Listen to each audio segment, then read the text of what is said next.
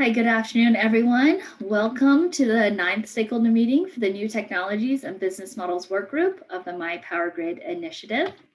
My name is Joy Wong, and I am the staff lead for this work group. Today, we'll be talking about our summary discussion and closing. We'll have opening comments from Commissioner Peretick, followed by a presentation on our work group and timeline. Then we'll have breakout rooms where we can discuss the outlines of the barriers, solutions, and alternative business and ownership models that we sent out on the listserv recently. And those will be by the 6 different technologies that we examined in this work group. So the participants will be able to select their own breakout rooms if Zoom cooperates. And that is one reason why we moved to the Zoom platform today, so we can enable those breakout rooms. So please have a little patience for us, as this is the first time that we've used Zoom for this work group. After that, we'll have a brief break before we have rejoin together in the main meeting to have debriefs of the breakout discussions by technology. We'll have closing statements from Pat Hudson, who's the sponsor of this work group, and next steps from me. But before we begin today, I have a few housekeeping items to cover.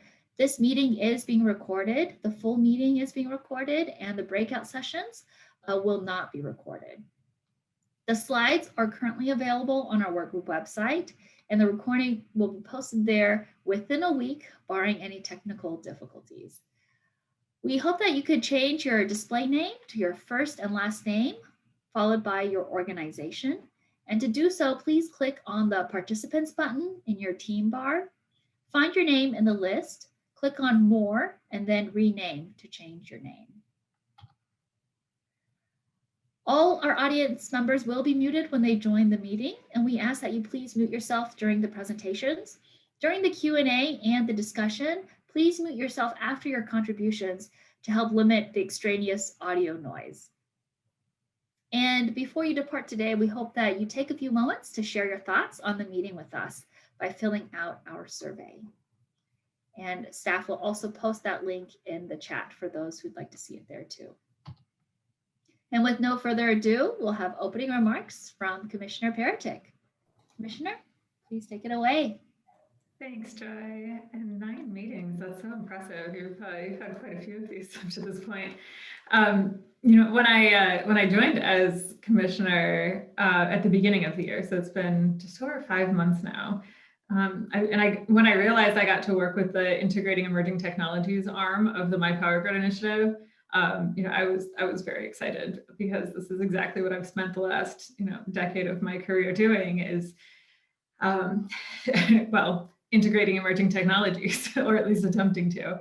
And the majority of my time was spent through various energy storage, either technology development companies or project development companies, which was a lot of fun and really insightful, because I got to see these technologies start off pretty much from scratch, almost from nothing back, when I started in 2012, 2013, where nobody really understood what energy storage was, and the grid was still, very traditional. We've come a long way in the last, 8 or 9 years, and it's been really fun, exciting to see that happen over that amount of time, and I'm so excited to see where we're going. And I think this work group is, such a big part of that, and figuring out where that future lies and how we are going to deal with it. It's been a really, really impressive effort that was in motion well before I joined the commission. And I'm really thrilled about the progress that has been made over these past 9 meetings that you've had as a part of this effort. I got to preview the challenges and the solutions that you've been documenting throughout these work group sessions, and the amount of ground that you have covered is vast. And this was really no small task that you've accomplished, even to just get to this point. And I'm really excited to see these final conclusions from this work group, and can really assure you that the education that has been gained over the course of this work group, not only for the MPSC, but really for our whole state in preparation of the energy transition, has been exceptionally valuable. So it's really fun to see. And really, this comes down to our job as the Michigan Public Service Commission. Our goal is to serve the public by ensuring safe, reliable, accessible energy and telecommunications at reasonable rates. But I think what's important to remember about this is that not only do we have to do that now, but we have to do that in the future. We need to be planning for the future for that mission statement. And a clean, accessible energy grid really is the future. These new technologies and new business models are going to be the primary enabler for the energy transition that's coming. So this is a huge step towards getting ready for that. It's so important to have work groups like this putting together a lot of smart minds and diverse minds, diverse opinions, putting those together to discuss the progress that has been made and the creative ideas for how to continue it. And I'm really honored to be a part of this as a commissioner, and you all should be thrilled about what you've accomplished to this point.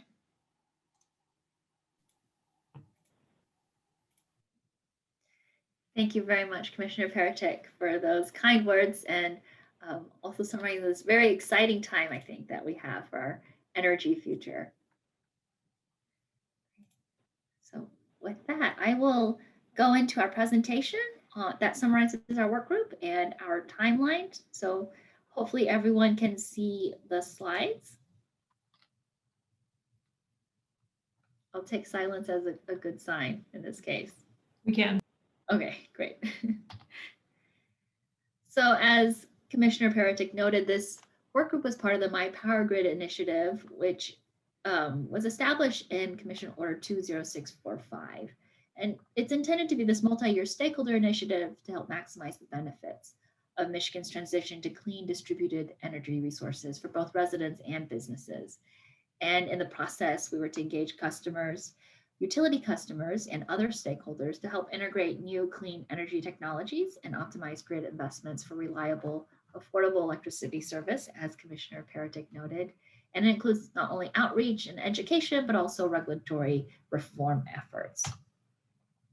So the new technologies and business models work group is within that integrating and emerging technologies arm, and was established in Commission Order 20898.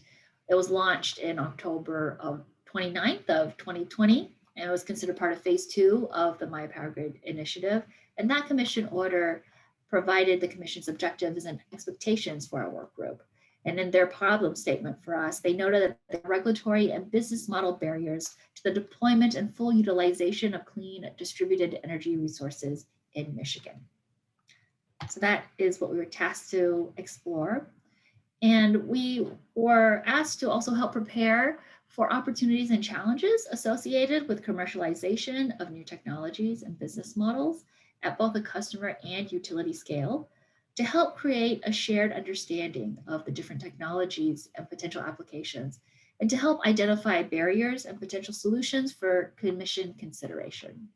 And they asked that those barriers be focused on issues and solutions that the commission could address.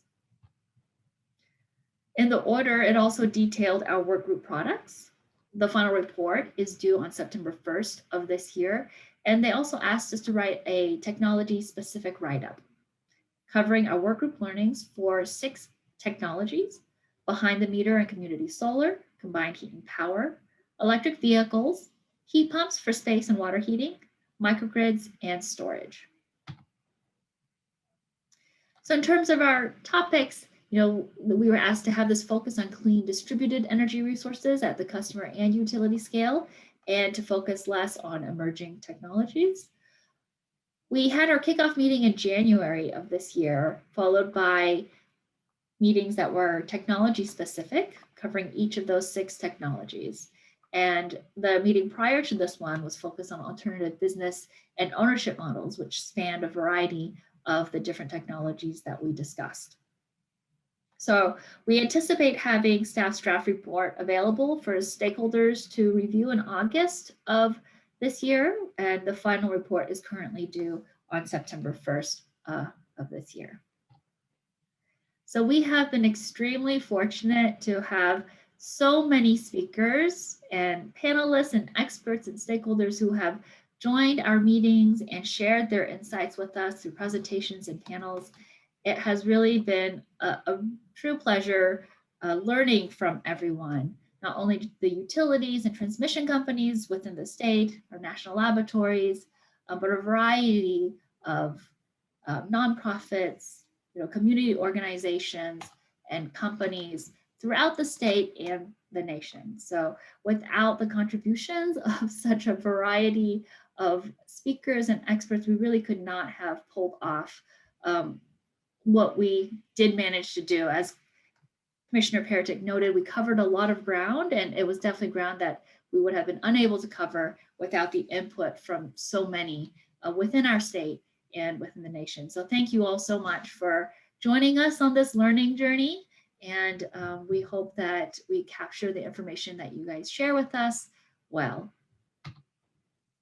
So it's very hard to summarize all of the learnings that we've learned thus far in a few presentation slides. So I think the easiest way, because we did learn so much from everyone. And so what I have here are links to the tables that staff created that tried to capture the barriers, solutions, alternative business and ownership models for the 6 different technologies that we examined. And so these were shared with stakeholders through a listserv message last week on Wednesday to allow you guys some time to preview them and think about them a bit before the discussion today. And for those who have comments on the drafts after today's discussion or those who couldn't make it, we're also accepting comments through email and they can be sent to me through the email on the screen here. But we would appreciate getting those by the end of this week, if possible. So I know my presentation was a little briefer than intended, but I wanted to cover our next part of the meeting, which is our technology breakout rooms. So when you should be able to select your breakout room in the meeting, and to do that, when you go to the Zoom bar, you should be able to see a breakout room button there. And once you click on that, you should be able to select which breakout room you want to join. But in some cases, when we've been testing this platform out, some people may not see that button. And if that's the case, please just type in chat which breakout room you'd like to join, and staff can manually place you in that breakout room. We will use the Chatham House rules for the breakout room discussion. So the participants are free to use the information received, but we do ask that you not identify the individual or the affiliation of the speaker or of any other participants in that discussion. And we will not be recording those breakout room discussions. So even though you will be able to jump from room to room, we do ask that you please select one breakout room and stay for the entirety of the discussion.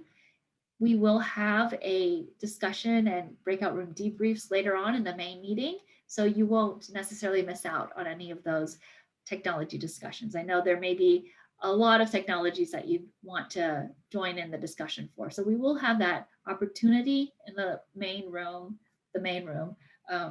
meeting after the breakout room discussions. So that is all I have for this presentation. Are there any questions for me from the audience thus far?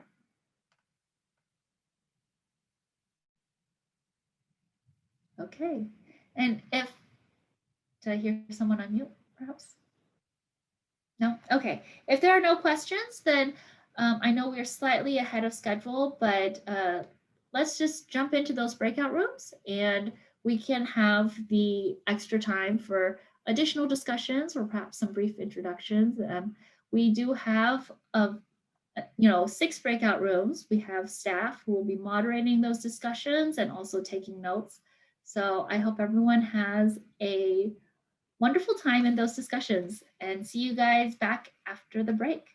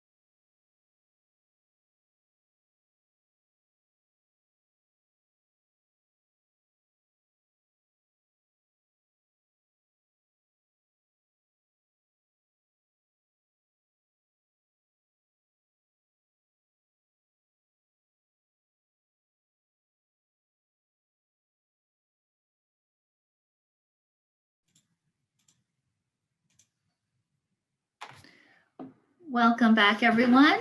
I hope that was a good discussion in those breakout rooms. This is our first time using Zoom, so hopefully it was a relatively seamless process. It seemed okay from our end in the main meeting. So in terms of the agenda, I know we just kind of listed the technologies in alphabetical order, but I'm going to do them in slightly different order. We're going to do CHP, heat pumps, and microgrids before we have a 15-minute break, and then we'll do storage, EVs, and solar after that. So can we start off with the CHP group? I believe, Cody, you are the moderator. Yeah. Great, thank you. Kayla is bringing up notes now. So we made it through just about all of them. We had to skip around right at the end to fill in some of the other possible solutions for areas that didn't have any. But we started out with the barrier of high standby rates, and we had a lot of discussion, but it kind of revolved around just continuing the process as is, going through rate cases and ensuring that they're set appropriately. Followed up with the just complexity and confusing electric rates in general. So for this, there was a lot of discussion about potentially making some kind of template that customers can use to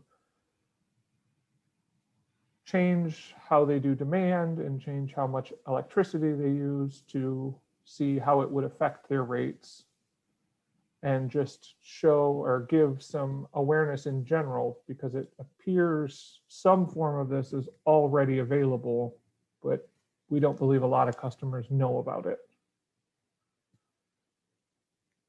So for the interconnection process, we talked about the new interconnection rules addressing a lot of the issues and how interconnection requests have continued to grow. So right now, with the interconnection requests continuing to grow, we're unsure of how big of a concern it is, and the need for some kind of maybe a 1-page, 2-page short checklist for customers that highlights the steps within the process and who's responsible for the steps, to kind of give a high-level understanding of how the process should work. For the next barrier, it was not allowing net metering of natural gas and propane systems. And for that discussion, the group kind of discussed how net metering might not be the solution. And with the new FERC 2222 order or potential order, that aggregators might be the ultimate solution to this, allowing more CHP and waste heat to power systems to be aggregated and then put into the market. So for the integration of CHP and IRPs, so currently the economics of CHP are included in IRPs, but they're not always the most economical. We identified another barrier as a missed opportunity in Michigan to use CHP in industrial parks and not specifically behind the meter, but for a broader customer base. So serve from an efficient, cost-effective CHP unit owned by the utility. And we found a legislative barrier. Currently, utilities do not have the ability to,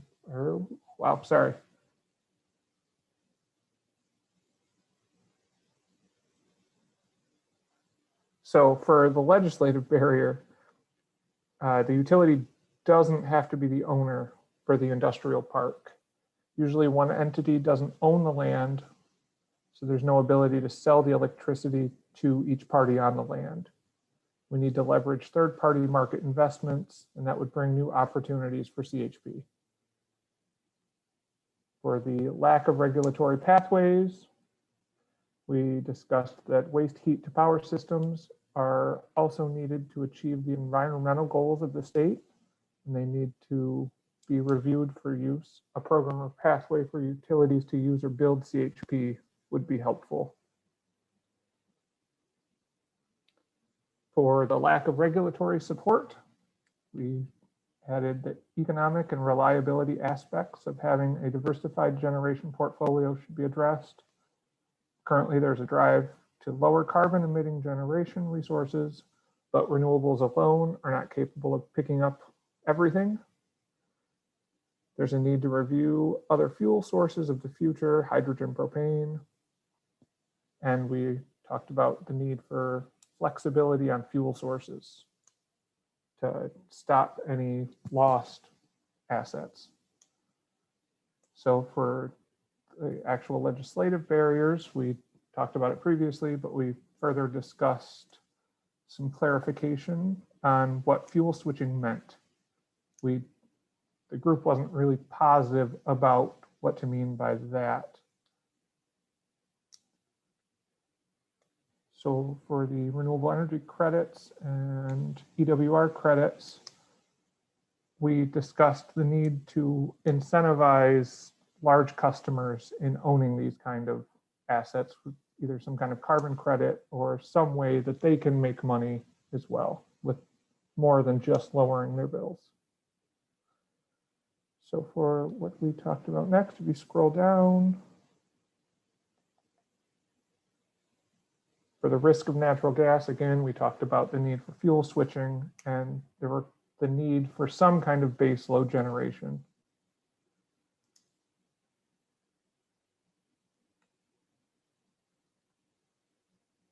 For the lack of knowledge of CHP and WHP systems, we talked about needing a little more clarification on who that knowledge was. We kind of assumed it was on the customer side, that customers weren't really aware of how CHP worked and how it could be used. And then the same with workforce barriers. It was unclear what this refers to. Are we talking about the utility workforce or the contractor workforce? And that the problem and barriers needed to be defined a little more before providing a solution. And that was it. The discussion time went very quickly. It seems like you guys covered a lot of ground in that discussion. Thank you. In terms of the workforce knowledge barriers, is that an actual barrier that everyone thought existed, or is that one that, you know, we should remove? Based on the discussions, it felt more like it was something we could probably remove, but it's hard to say without knowing exactly what we meant by workforce knowledge barriers. It seemed like a lot of the contractors that are installing them know a lot about it, but. Okay, great. And anyone else in the meeting who didn't have a chance to participate in the discussion, or even those that did participate in the CHP discussion, do you guys have any other thoughts you would like to share? This is Rod Williams. I participated in that discussion. I guess just to add a little bit of clarity on, you know, the notes around the opportunity in Michigan associated with the industrial, you know, park areas. You know, we're talking about the ability of a third party to build a CHP system that wasn't behind the fence of any one of the particular customers. You know, there's currently the ability of that third party to sell the steam, the thermal output from the CHP to multiple customers in that area, but there's legislative barriers for them for selling the electricity because it's not considered self-generation at that point unless it's a contiguous industrial site. So I you know, from my experience, that has been a barrier for the development of these CHP systems in Michigan because of the lack of the ability to sell the electric output to multiple customers within an industrial park location like that. Thank you for that clarification. Mm-hmm. Any other thoughts? Cody, is it possible to scroll down to the high costs? So not a lot of additional discussion on that. No, I think we were running pretty low on time at that point. Okay. Just in many of the CHP forums, that's always brought up as, something that's prohibitive to make CHP be more mainstream. So I was just wondering how that part of the conversation went or didn't go. I know we talked about it a little bit with the IRPs, but Okay. not specifically to this barrier. Yeah, this is Rod. I mean, it's been it's certainly one of the issues associated with these systems, but I do think, here as well, with hopefully the expanded opportunities that FERC Order 2222 is going to bring, that will allow additional value streams for these behind the meter resources such as CHP. It's going to help address some of the cost issues associated with these facilities as well. So it doesn't directly reduce the upfront capital cost, but it could increase the overall economic evaluation by customers of these facilities.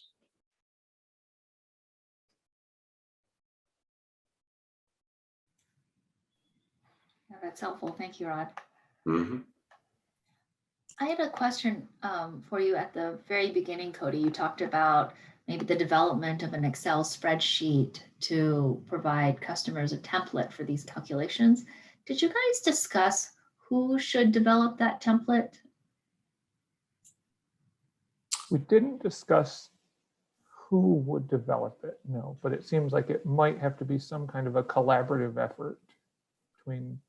Yeah, this is Rod. I mean, I've had experience where, not necessarily related to, a CH, these self-generation tariff rates, but other tariff rates where the utilities have provided, the customer a calculation of what that rate will be. Now sometimes they just provide that as a PDF sheet, but there's an underlying Excel sheet that's based on. So it seems to me that not only in this instance, but I know from a customer standpoint, they would like to have access to these type of calculation templates. And I know there's other utilities to provide them. You can go to their website or contact the utility, and for any particular tariff rate, they've got a calculation template where you can plug in your if there's contract quantities associated with like a certain demand level.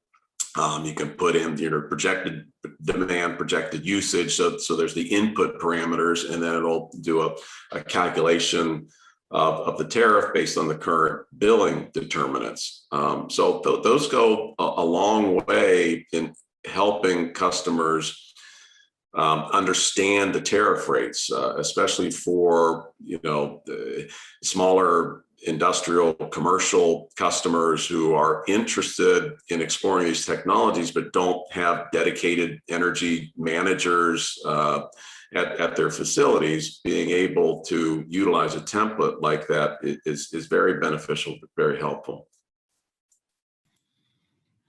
So it sounds like there might be possibility of maybe having a standardized template, and then each utility would then perhaps personalize that to their own tariff structure, and they could then provide that to interested customers. Mm-hmm. Is that the usual structure, Rod? Yeah. I see real benefit in doing that. And like I said, I do know, there are the utilities in Michigan that have done that for customers. They've provided those type of templates to them, just to the extent that we can help standardize that and raise awareness that those type of resources are available, whether that's, through the use of the utility's website to be able to click on a link to get a template for a particular tariff rate. I think that would be a wonderful next step.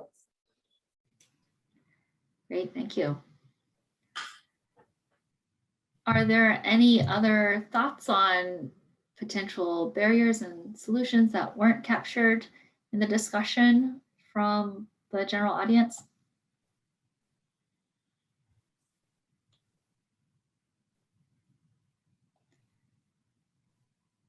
Okay, great. Well, thank you so much, Cody and Kayla, for leading that discussion and taking notes.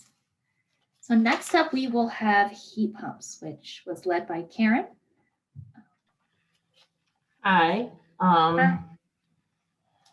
So Matt's bringing up our discussion. We started off talking about what the traditional utility business model looks like and what modernizing that could be. Someone mentioned that establishing decoupling may not be a real viable option, but that performance incentives could be. We'd have to definitely have some more discussion around what maturing or modernizing that business model would look like as a whole.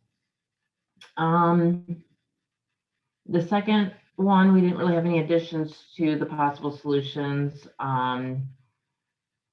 I'll just move on to the next one. So we talked about the current cost effectiveness testing not being a great value for an electrification may not be appropriate for heat pump applications. And I assumed that this had to do with the UCT score that is laid out in the EWR legislation currently.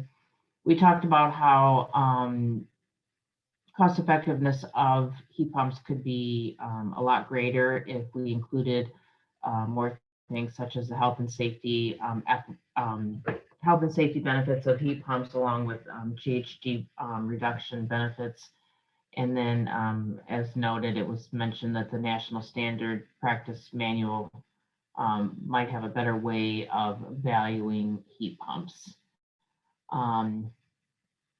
Number 4, difficult economics of heating electrification due to high costs. So high cost is a big concern in Michigan right now. We've had some discussions with folks who know that other states who are more advanced than Michigan, such as Minnesota, Maine, over on the East Coast, that the cost of heat pumps can be close to half of what it is costing Michigan contractors right now to get those. So we do believe that, in time and through economies of scale, that those costs could come down, and just an increase in customer education and would make these applications more prevalent, and then therefore, making them more affordable. There's a few notes in here that I think maybe me and Matt could move to, like the education area, because we talked about customers just need to know about the affordability of these and understand how it could impact their, greatly a reduction to their bills. We talked a lot about how transitioning your air conditioning to these heat pumps could also help drive the market and bring down the costs. But these were just some thoughts on how we could just increase the market in general, which would be the main driver for cost reductions. We talked about lack of standardized per ton or DTU per ton incentives. So some other states have a different approach to valuing heat pumps by incentivizing like a per ton application. So someone had mentioned that in New York, Connecticut, and Maine, they have all their utilities are required to have aligned incentives for these, whereas in Michigan, obviously our utilities have the option to implement their own programs and have some flexibility, although our utilities currently do try to work really closely together to align those incentives, just to help with the customer confusion and just unhappiness with one utility offering something larger than another utility. we talked about the limitations of cold climate heat pumps, and we really kind of came to the conclusion that this is something that's becoming less and less of a barrier. The technology has really come along in recent years quickly, and so there are many heat pumps that are designed to go, to between 0 and -5. So it's not really that big of a problem anymore. We know that a lot of this is taking place. A lot of heat pump applications are being taken place in the UP, and they're having a lot of great success with that. And one of our team room participants stated that, it's just basically a right sizing the heat pump for its needs, that, and then another person spoke up and talked about the importance of energy efficiency first. So if your home is not very efficient, and you don't implement some really good weatherization measures prior to or at the same time of upgrading to a heat pump, your home just may not be efficient. And if your home's not efficient, really no heating system is going to work that great for you, heating or air conditioning. So those were just some really important things that we need to think about when we talk about any limits to the potential of heat pumps, because we think this is becoming just less and less of a problem. Just takes a little bit more thoughtfulness with the applications. Karen, can I interrupt briefly? So on that one, I see the note that cold climate heat pumps should be standard in Michigan. Did you guys Yeah. talk about how to go about doing that? Like what mechanism? Maybe someone in my group might want to speak up to that, who maybe has a little more knowledge than I would on that.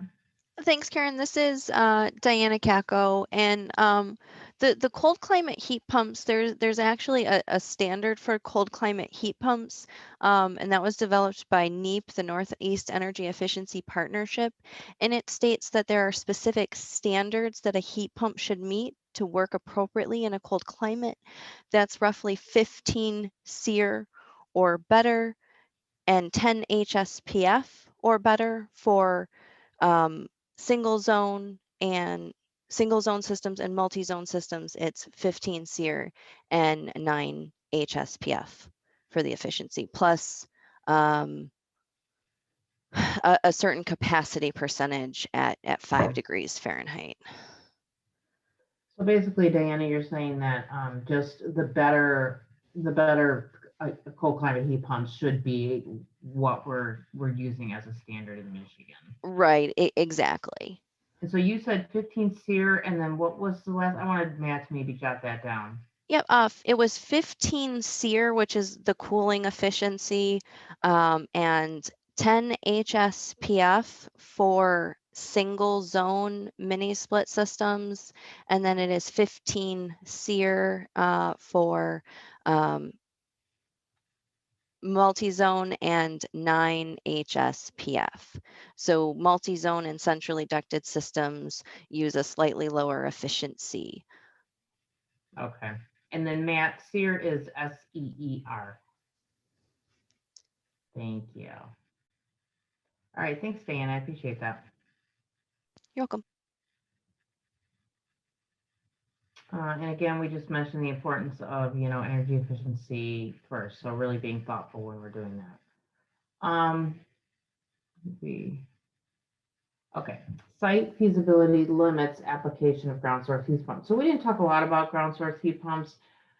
We know that ground source heat pumps can be pretty invasive. Someone brought up the topic that there are some new applications that are horizontal and require a much smaller footprint that could drive down some costs of ground source heat pumps. Perverse price signals and unlevel playing field. Mobilize state and local policymakers to expand support. Let's see, update. Okay, so we talked a lot when we got to this one about electricity rate design and how, that's not super feasible with the way our rates are structured here in Michigan for at least the regulated utilities. We know it was mentioned that some of the co-ops have some different design options when it comes to this application. It's just really important to show the economics so that, you know, customers can see the savings that could possibly take place with these, and just knowing that the broader population has a better understanding of this. And then we got into legislative barriers, which is a big topic. That's kind of been the main thing that started the drive for the discussion on heat pumps, at least within the EWR collaboratives over the last few years, and hence why we brought it to this work group. We know that the current energy, you know, that heat pumps are an energy efficiency application and have, you know, great possibilities for reducing energy costs for customers, but that our current legislation, the way it's written, does not allow for a utility provider to promote measures and programs unless it actually causes a reduction in their load.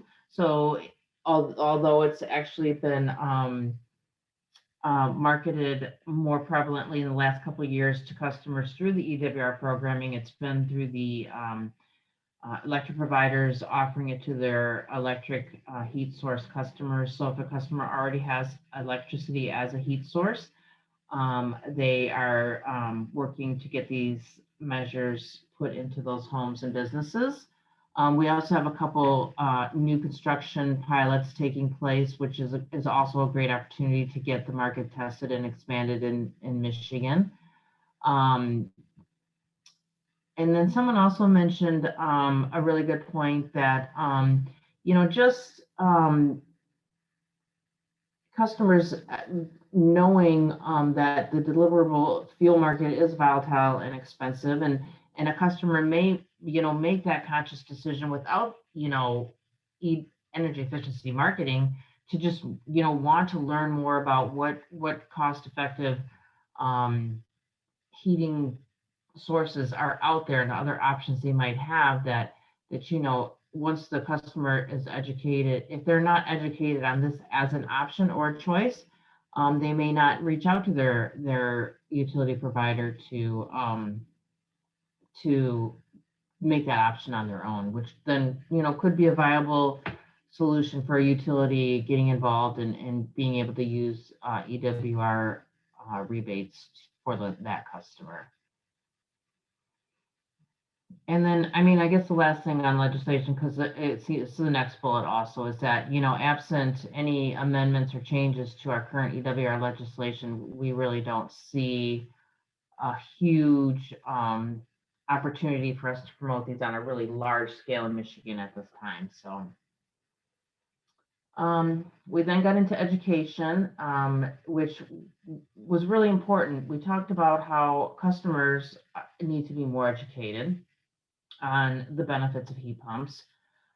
We also talked about how contractors, implementation contractors, HVAC contractors, and then also maintenance teams. So, you know, an apartment building or a hospital might have their own internal maintenance teams. And so for a utility to go into a business or a home to try and, you know, promote heat pumps as a great energy savings resource, this whole slew of persons need to be educated on heat pumps, not only just, you know, how they work, the benefits of them, but also the maintenance and things like that. So education all around is going to be fundamental. We do know that some of our utilities are going to start some really great training and education for their trade allies. And so that, along with education for customers, I think is going to be a big first step to getting heat pumps increased as a technology here in Michigan. And that kind of goes into number 12 also, lack of contractor availability. So HVAC contractors just may not, the current contracting, the current contractor groups out there just may not have a lot of education in this area. So when they're going into a home and it's just not going to be something that they're going to promote, especially when, and it's mentioned later below, that a lot of times heating systems are replaced in an emergency situation. So there's not a lot of time to research or make major retrofits, and absent education and pre-planning for that, you know, customers and business owners aren't going to, you know, want to jump to that change if they really just don't know enough about it. So education we see as being, you know, a really big solution to a lot of these barriers that kind of are listed here.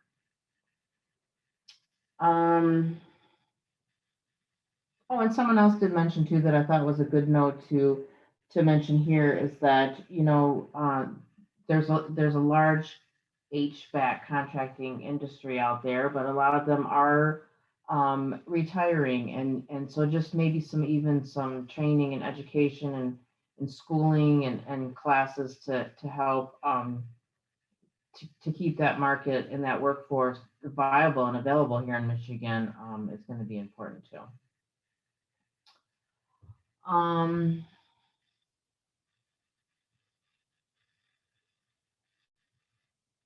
Okay, misinformation from incumbent supply chain installers. So again, we're going back to the education, training, inspections. You know, we have building inspectors and things like that that really are going to need some more teachings and trainings on these. We kind of only got to this point before we ran out of time, so I didn't get a lot of additional thoughts from folks. So I think at this point, I know you did this with the last one, Joy, and so I think maybe if I could just open it up, and if my group or others on the call wanted to add any other thoughts or input that Matt could jot down onto here, that would be super helpful. That sounds great.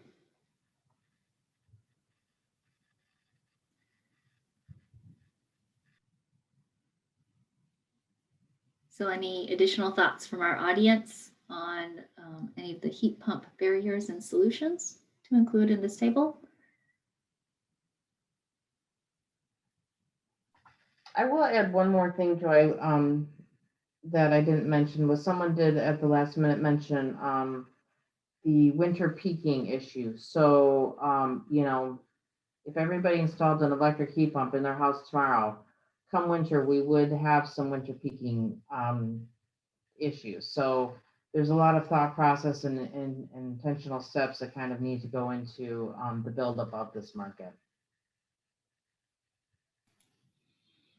That's a great point. Thank you. Well, I think that's an interesting point, but I also think that with the electrification of cars, we're going to see a growing market for electricity by the utilities for supporting this market. So it's not clear to me that the capacity is going to be the same in the future as it is right now because of the need for more electricity to be generated to support the presumably increased percentage of people powering their cars by electricity, obviously in the winter as well.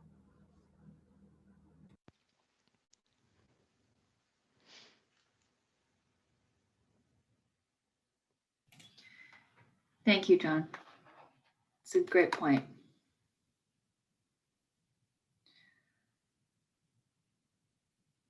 So Hi are there. there? Can I jump in with some Yes, please. question?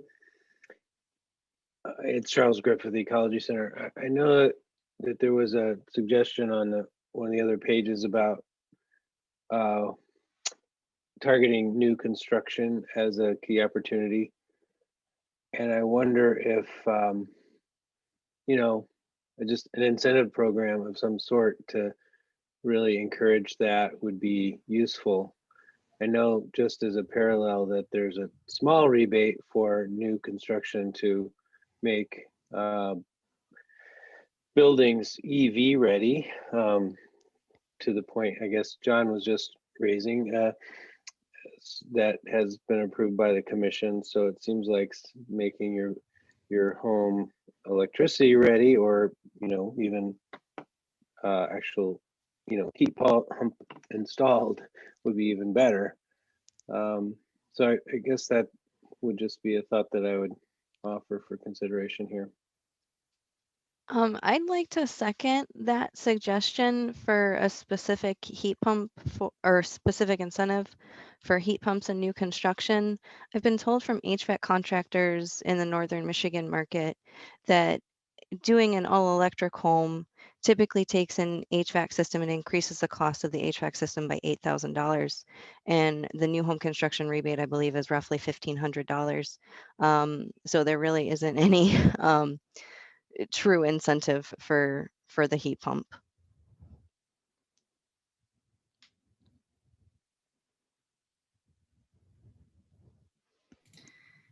Thank you for sharing that. You're welcome.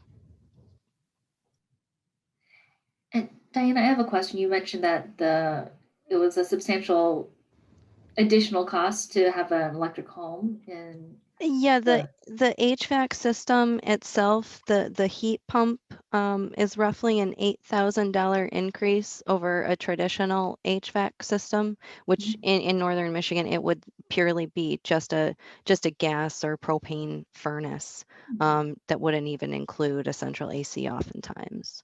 So that's really the cost of putting in a heat pump.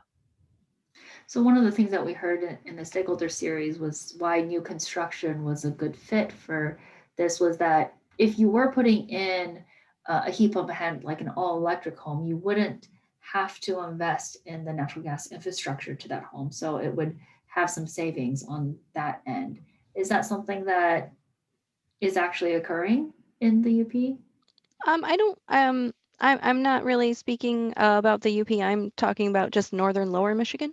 Oh, Northern, sorry. But even if I don't think that lacking natural gas infrastructure is gonna save you $8,000. Although I have heard it costs up to $6,000 to put in a gas line, so maybe it does. And so Diana, just to clarify, when you say an additional $8,000, so you're saying in $8,000 above what it would cost to put in a natural gas furnace system? Yes, that's what my my contractor has told me that's participated in the new construction programs. And then also, but to clarify, once you have that heat pump system in, that covers your air conditioning also, right? So you Yes, really wouldn't have to buy an air conditioning. right, exactly. You wouldn't buy an air Okay. conditioning. I'm just kind of setting the stage that in the northern portions of the states, central air conditioning is not often a driver. Heating is solely a driver. I talk to a lot of people in northern Michigan. They're like, no, we don't have AC and we don't want AC. Right. So the value of the heat pump costing $8,000 is that it is providing the heating, but they get an added benefit of cooling when they might need it. Okay, thank you. You're welcome. Is there a good source for data on costs for implementing different types of HVAC systems in Michigan, so we could have a larger data set to compare how those costs might vary? Joy, it's Greg Bellino here. I think that's a good question. My experience was that the premium was not 8,000. I did one home with traditional and one home with heat pumps. So I think we need to look into the actual differential. I'd also add, if you do a new home without a gas hookup, you are almost definitely going to need electric backup, which will be costly to run. I know the heat pumps can handle 0 degrees, but nobody would not put an electric backup in typical situations. So I think you have to consider all those sort of options that come about. Exactly. Unfortunately, HVAC costs are extremely variable by size of home, location. So I've always found that while you can estimate the equipment costs pretty regularly, you can't really estimate the labor cost as well as you might like. Yeah, but you can do some like for like comparisons and then make some ranges like we do with solar, you know, the normative ranges. Right. The differential here is maybe differing styles of installation that need to be made comparable. Right. In this particular case, I was just giving a rough example of what an HVAC contractor told me his change in HVAC cost came out to be for an all electric home. So don't quote me on 8,000. Remind me not to go to him. Exactly.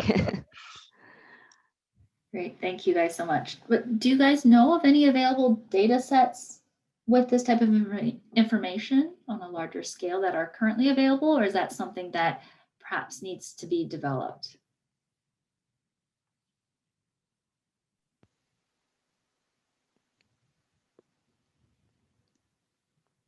I don't know of any, and I know when I was in the UK, there was analysis done by the government as part of the Green Deal legislation that was passed. I don't know of any uniform analysis in the US. It's a good question.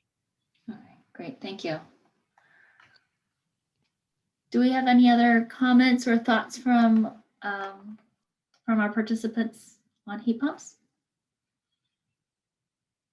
It's been a really great discussion thus far.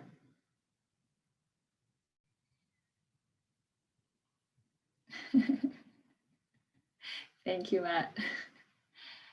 Great. So if there are no other comments, we will move on to microgrids. And Meredith was our moderator for microgrids. And Danielle was our note taker. Sorry, I had to find the unmute.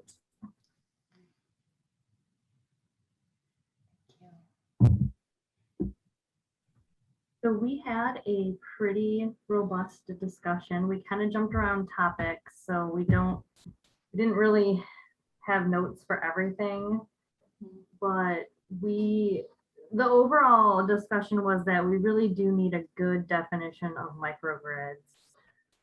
There are different kinds of microgrids, so some of the people in the discussion are having difficulty fleshing out the barriers and solutions based on the different types of microgrids.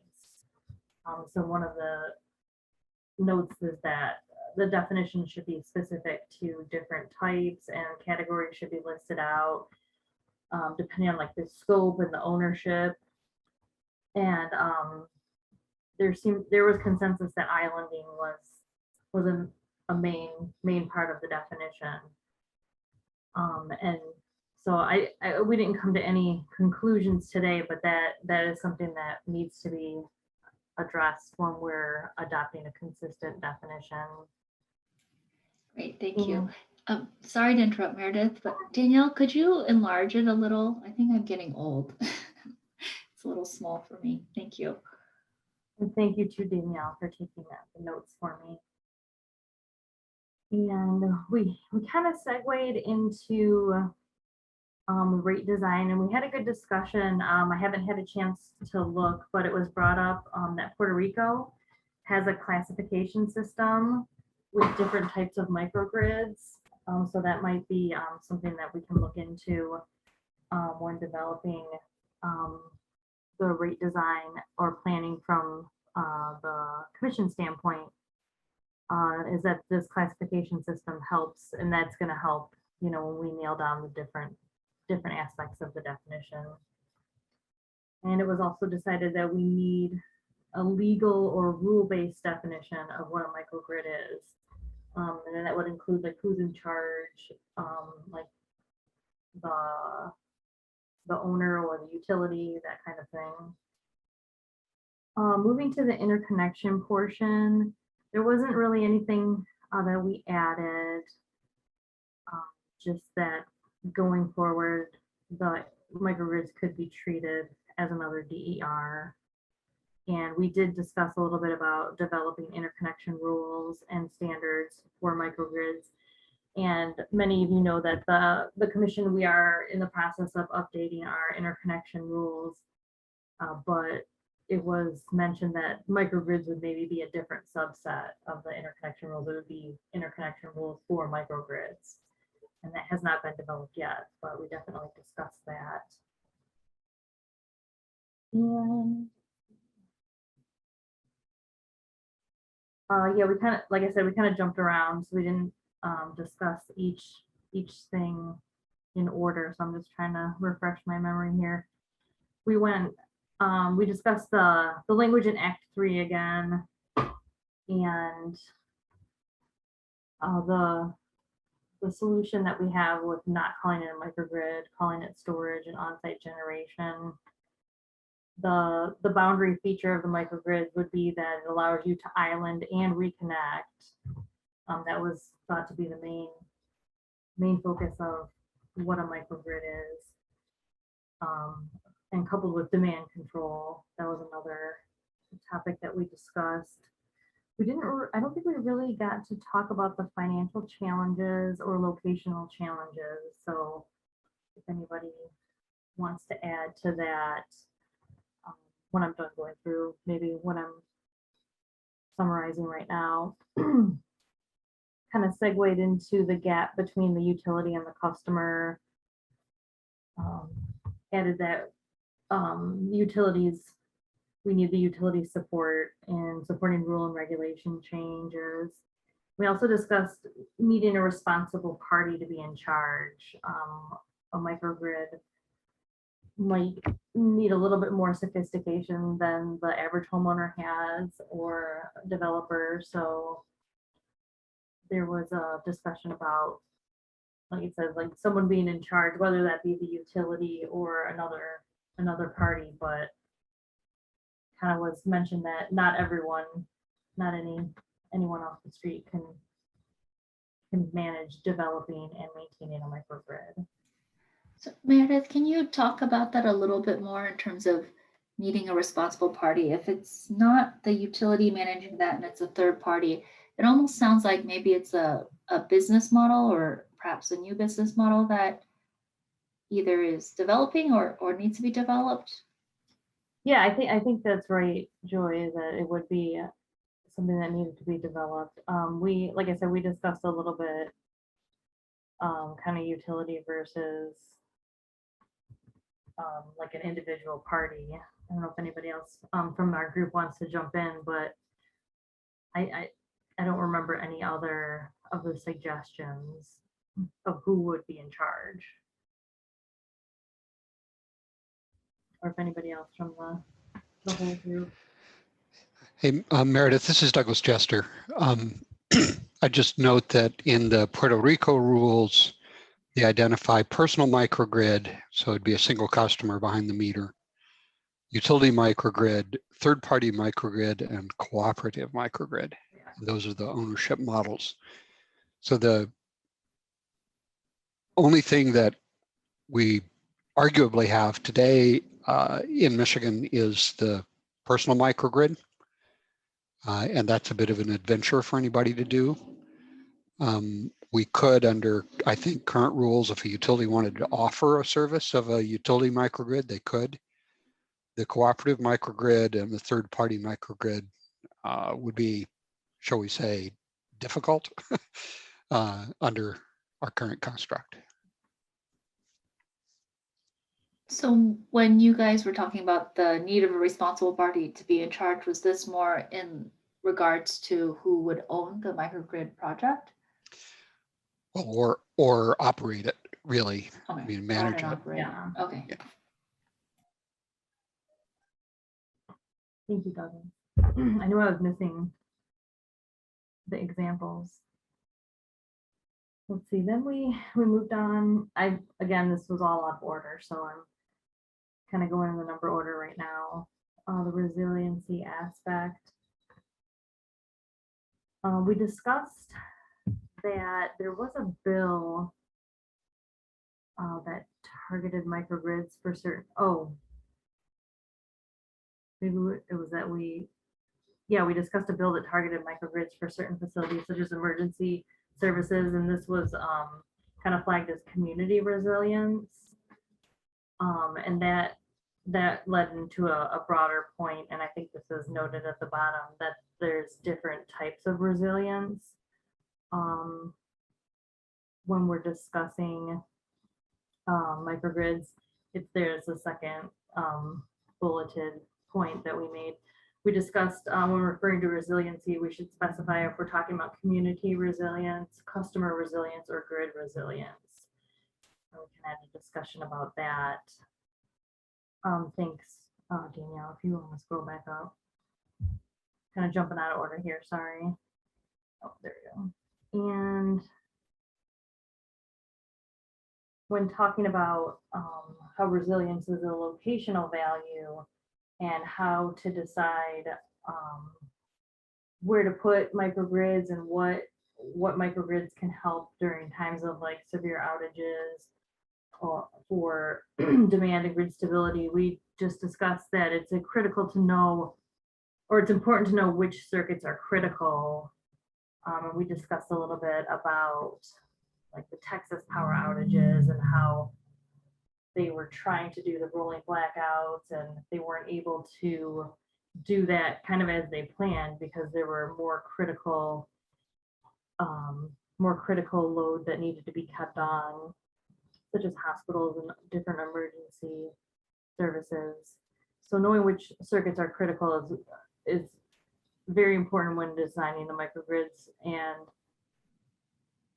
communications was another aspect that we discussed.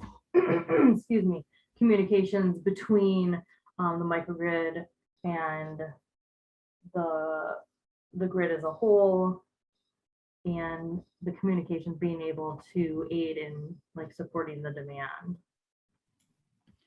Are there currently standards on the communications required for a microgrid to communicate effectively with the electrical grid? And this is maybe not necessarily for you, Meredith, but for the meeting at large. I do not know if anybody wants to jump in. Yeah.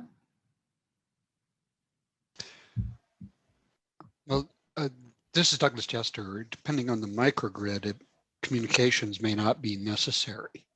The islanding and restoration of service can be automatic based on the inverter or other islanding device measuring what's happening on the grid and just responding to it. At a certain scale and number of microgrids, then perhaps you get to the management of distributed resources and some need for communications. But I don't think there is an essential communications requirement other than measuring the electricity.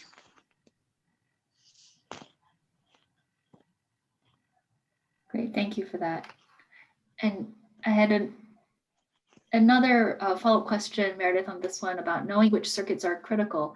Is that knowledge that the utility is expected to have, or the microgrid operator or others? That's a good question. My opinion would be both, but I'm gonna leave that to somebody with a little more expertise than I have. So this is Douglas. I'll jump in again. Thank you. For the operation of the microgrid, that's the microgrid operator, or it even can be dynamically controlled. The discussion about utility circuits was partly that if you use microgrids to provide reliability and resilience to critical facilities, then you free the utility to manage the rest of the circuit unconstrained. And so things like rolling blackouts in an emergency become more feasible. Does that make sense? Yeah, that does. Thank you.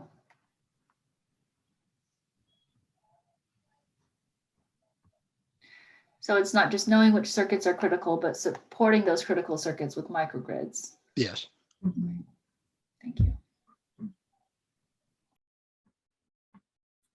And then we didn't really discuss the technology being rapidly evolving. I think everyone's kind of in agreement with that.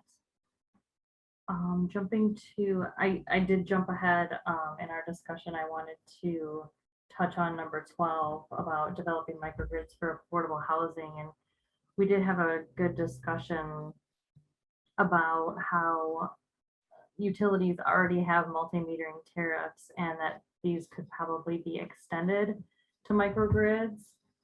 There was some question about how this related to like the tax credits. We didn't have anyone with any expertise on the tax credits, but what we did discuss was simply extending the existing tariffs to include microgrids.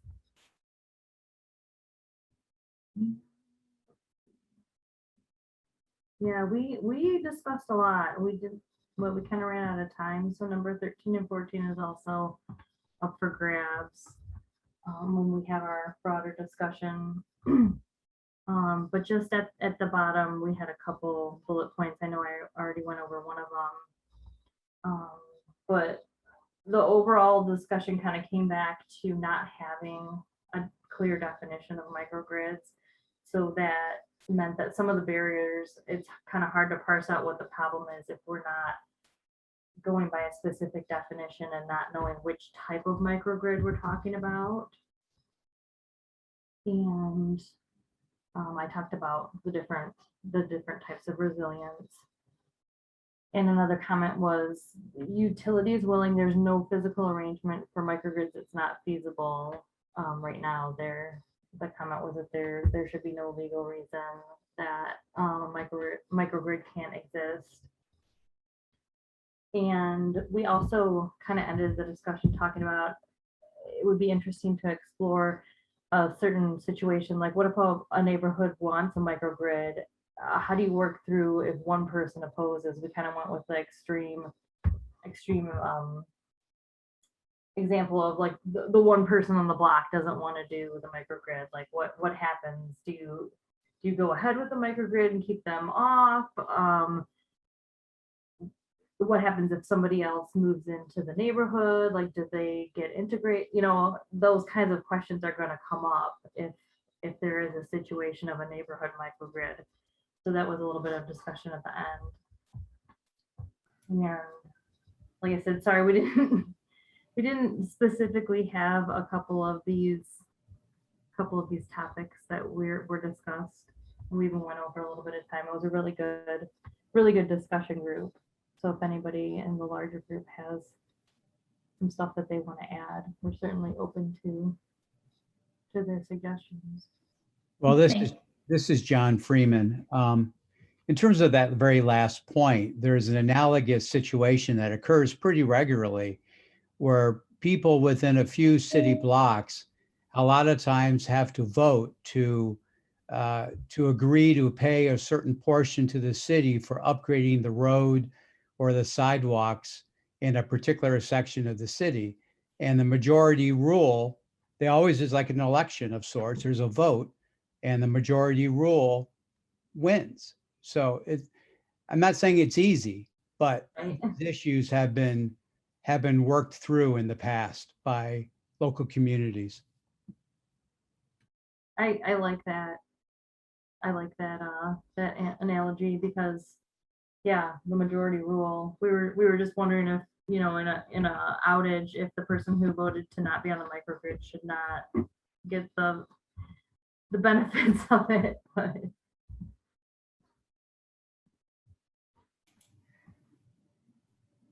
well, it sounds like you had a really interesting discussion, Meredith. Thank you so much for moderating it, and thank you, Danielle, for taking the notes. yeah, thank you so much, Danielle. I wouldn't have been able to do that.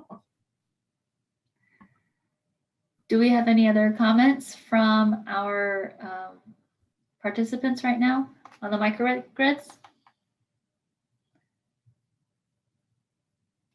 Okay, sounds like we don't have further comments. So we're going to take a brief 15-minute break. So we will see you guys back here at 3, let's just do 3:25. So thank you guys.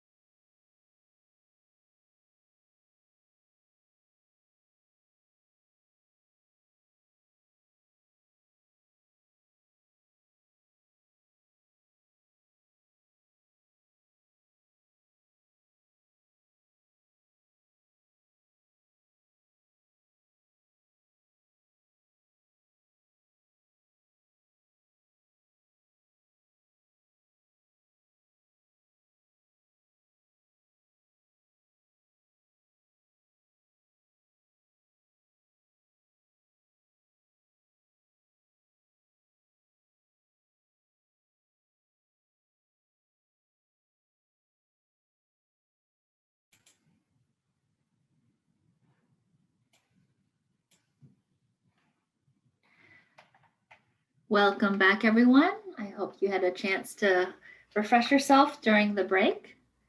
Next up, we have our storage group. Our moderator was Pat and our note taker was Ryan.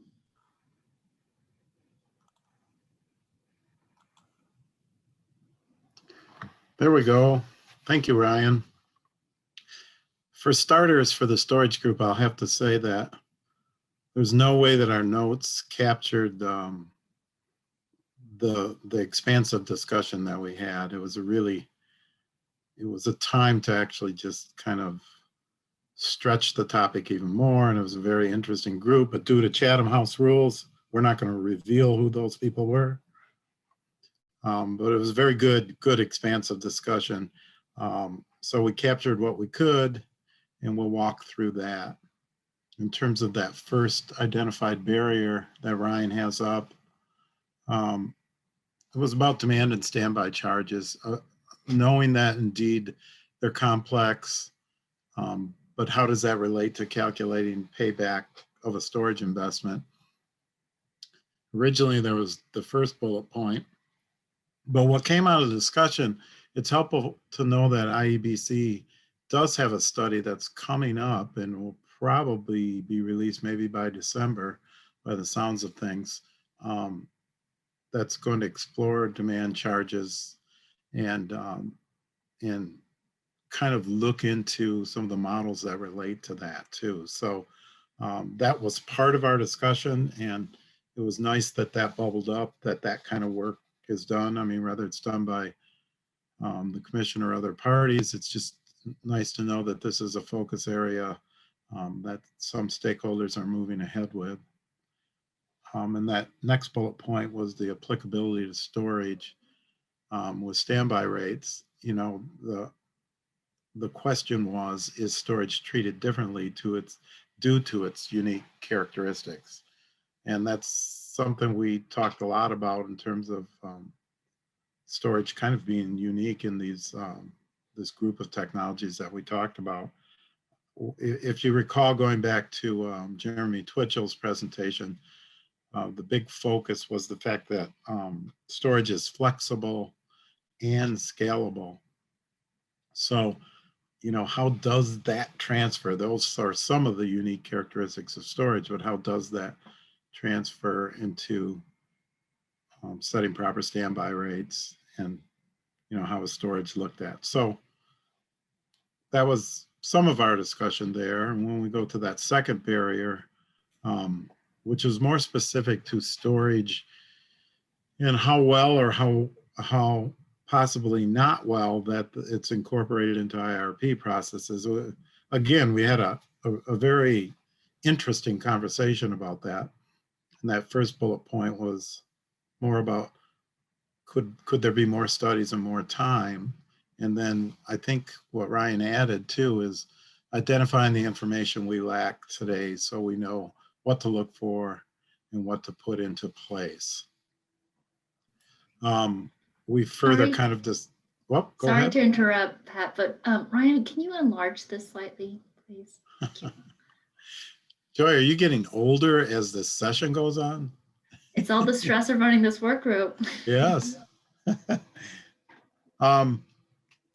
The next point was the possibility of exploring, I mean, this was an interesting discussion. If you started with a use case and went backwards to the mechanisms, et cetera, to reflect all the problems needed to be solved, and we had a longer discussion about what those problems might look like. But that was just a suggestion. I mean, it was hard for us to wrap our heads around what is actually a solution and what is actually commentary that might lead to solutions. And this was kind of one of them. You know, is there a possible different way to look at this? Starting with use cases and going back to methodology. So a vibrant discussion about that. And then that last point was about optimizing storage across different value streams, which kind of goes back to what I first started with, the fact that storage is unique in both being a flexible and a scalable option to these technologies that we're talking about. So number 3, I mean, we talked about, we didn't really add to the list, but again, the focus there is on existing planning procedures that take place as they exist right now. And this was talked about a lot with the other work group, which is called phase 2 of the planning group, which was resource distribution and transmission planning. That group just wrapped up recently. And many of the things you're seeing here about the crosstalk of IRPs, distribution planning, transmission planning, that was the topic of that group as well. So we didn't really add to this list, just knowing that the incorporation of storage into the planning processes was certainly an important point to highlight. So skipping down to number 5, the lack of options for utility to use utility-owned subscribed software to aggregate customer-owned storage. A good point that was brought up is the first one you see in red, third-party ownership of aggregation to be explored as well. So not just utility owning the aggregation, but the third-party aggregation. And that led to the beginning of a discussion, and you could go on for a long time about both FERC Order 841 and 2222 in terms of how topics like aggregation and to some extent the ownership of aggregation are dealt with. So we did agree that, you know, the relevance of those FERC orders, it commands additional kind of investigation and time spent. And when we go to number 6 here,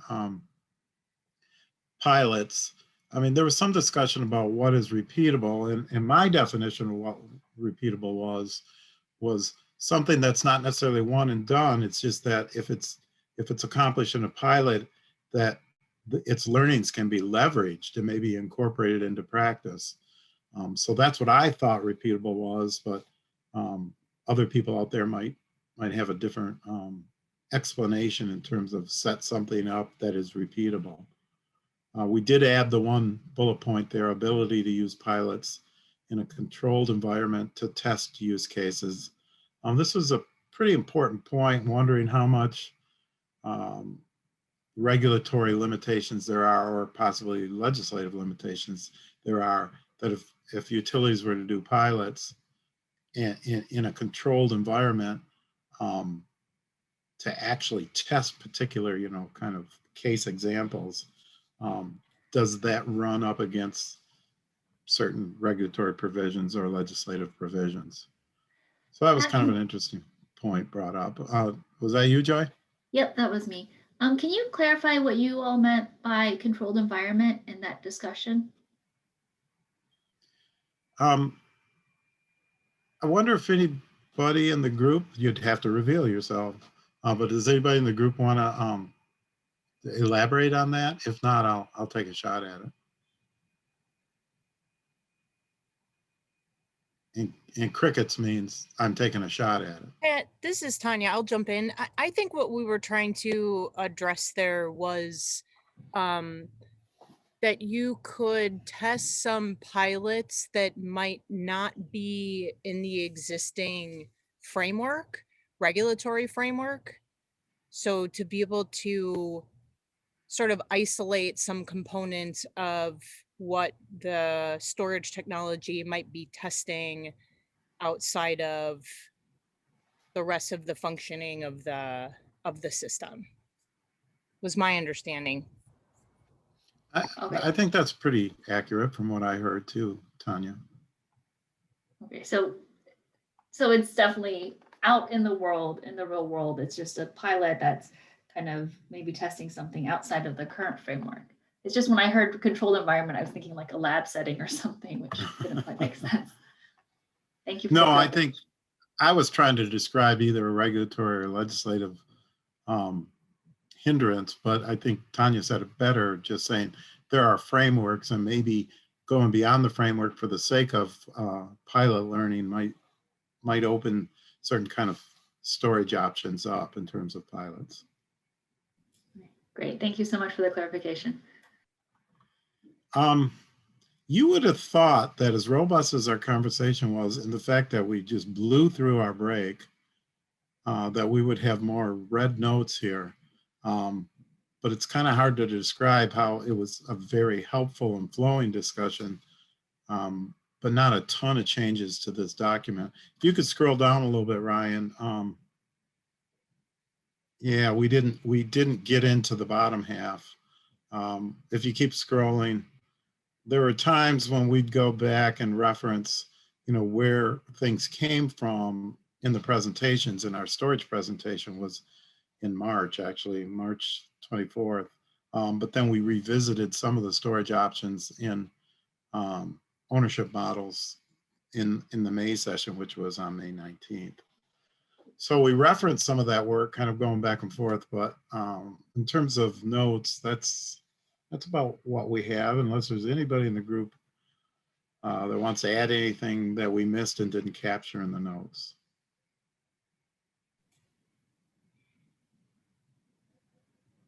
Ryan, can you think of anything that we talked about that we had a hard time grabbing?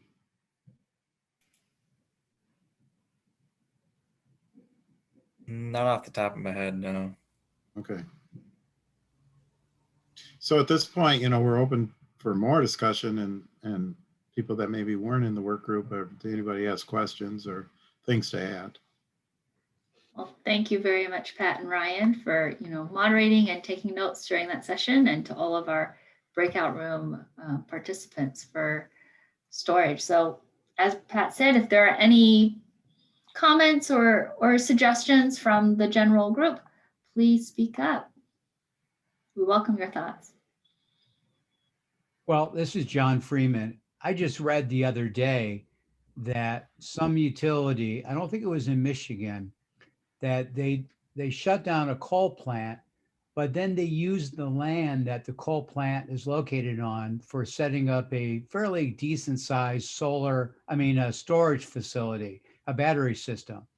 And they rattled off a number of common sense reasons why that made a lot of sense. Was in an ideal location to the grid, because that's where a power plant was located, lots of available land that was already there. And so it was just an interesting comment from a pragmatic perspective on using land that was previously used for a power plant that now can be turned right around and reused in a completely different manner, but in a much more environmentally sustainable manner, but also helpful for the grid and the whole electric grid system. That's really interesting, John. Thank you. Joey, one thing. It was PG&E in California. That was the plant, by the way. Just went online. Well, thank you, Craig. One other thing that I wanted to add was, one of the reasons our discussion was so interesting is because storage doesn't neatly fit into one category. And so when you talk about storage overlapping with IRP needs and how IRPs are going to investigate and model and incorporate storage, storage is kind of multifaceted depending on which application you're talking about. And that's part of that flexibility and that scalability. So we just kind of identified the fact that it's not one neat package when you start talking about storage options. And we, had an interesting conversation about that. Great, thank you. Do we have any other thoughts from the audience? Okay. Joy, I have one. Charles Griffith here. I noticed, I remember from, I think probably the last session, that there was discussion about different models that, as I'm recalling it, we're getting to like the ownership issue, which I know is noted on here under 9, I think. But one of the ideas was trying to figure out ways that there's shared savings opportunities between the customer and the utility, recognizing both the grid value as well as the resilience and you know, value to the building owner. So I don't know if that was in here specifically, but I kind of found that as something that was important to try to explore, and maybe that's something in the pilot framework that could be noted. Thank you so much for bringing that up.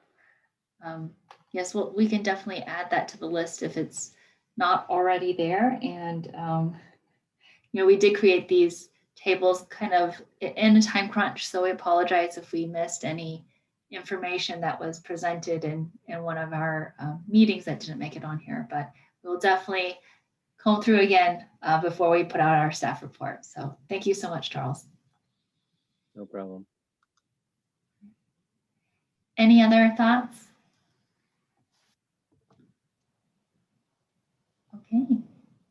Well, thank you very much, Pat. Thank you very much, Ryan. Next up, we will have electric vehicles. Al was our moderator and Drew was our note taker.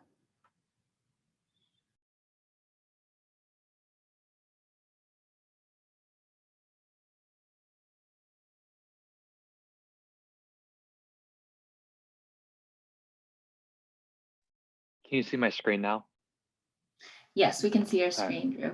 And could you just enlarge it a tad, please, for me? And Al, are you, you're currently muted. Sorry about that. I was talking and no one was listening. So anyway, I was first giving props to Drew. We had a good conversation and we ran out of time and weren't able to get to everything. And it was, and then I also asked if you wanted it larger, Joyce. So great minds think alike.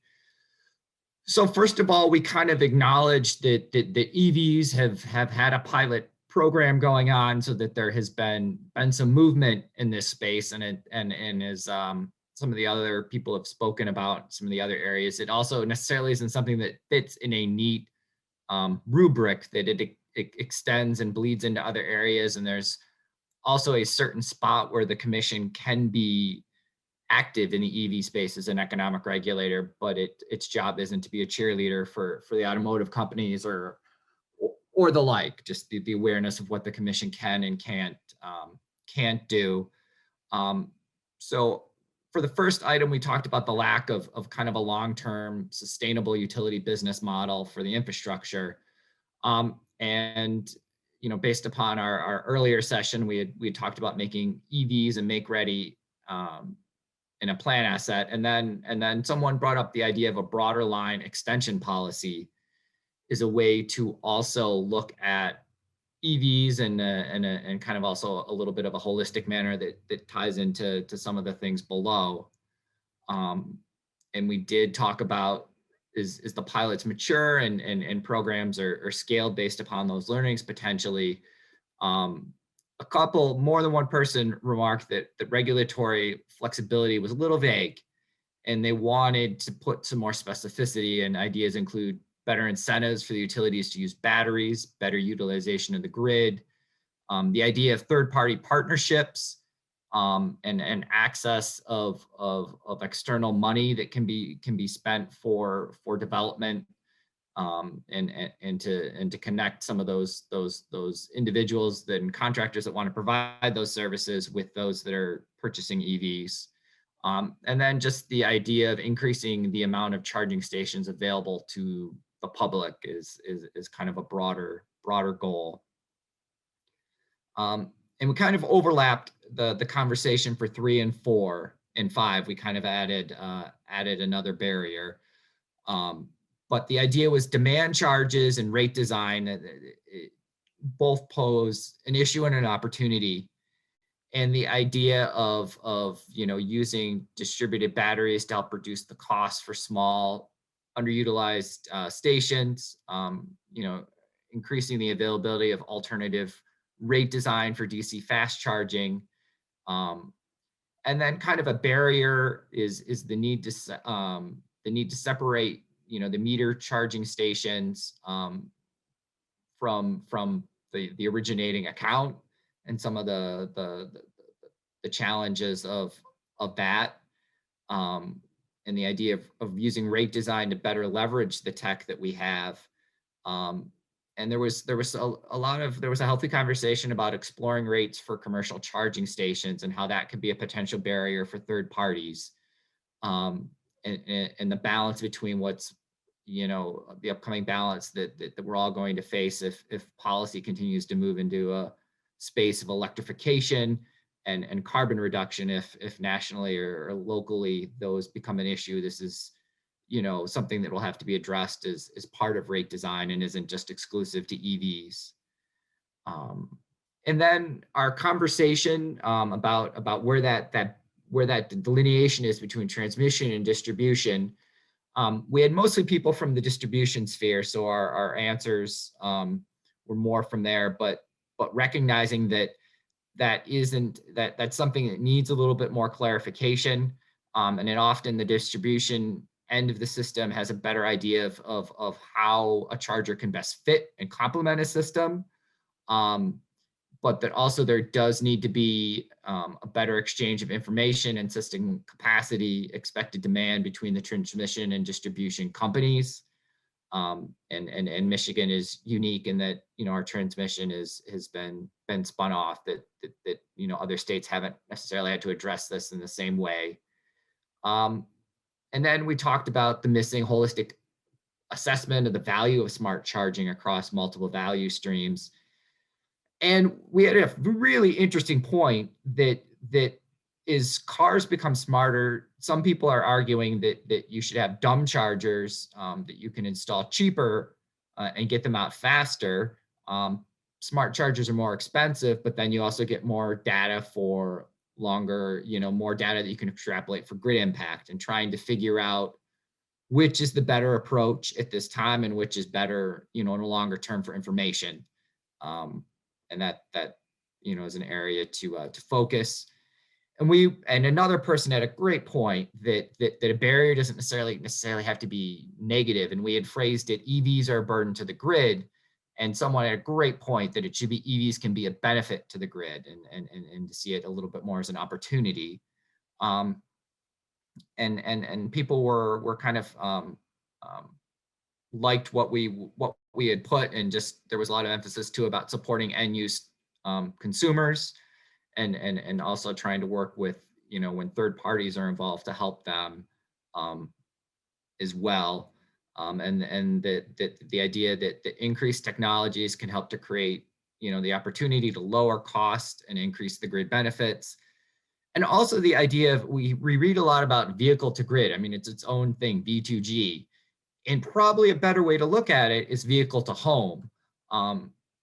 And that, that's one of the biggest talking points that got people chatting about the F-150 is, it could power your home in case of a, blackout or a brownout.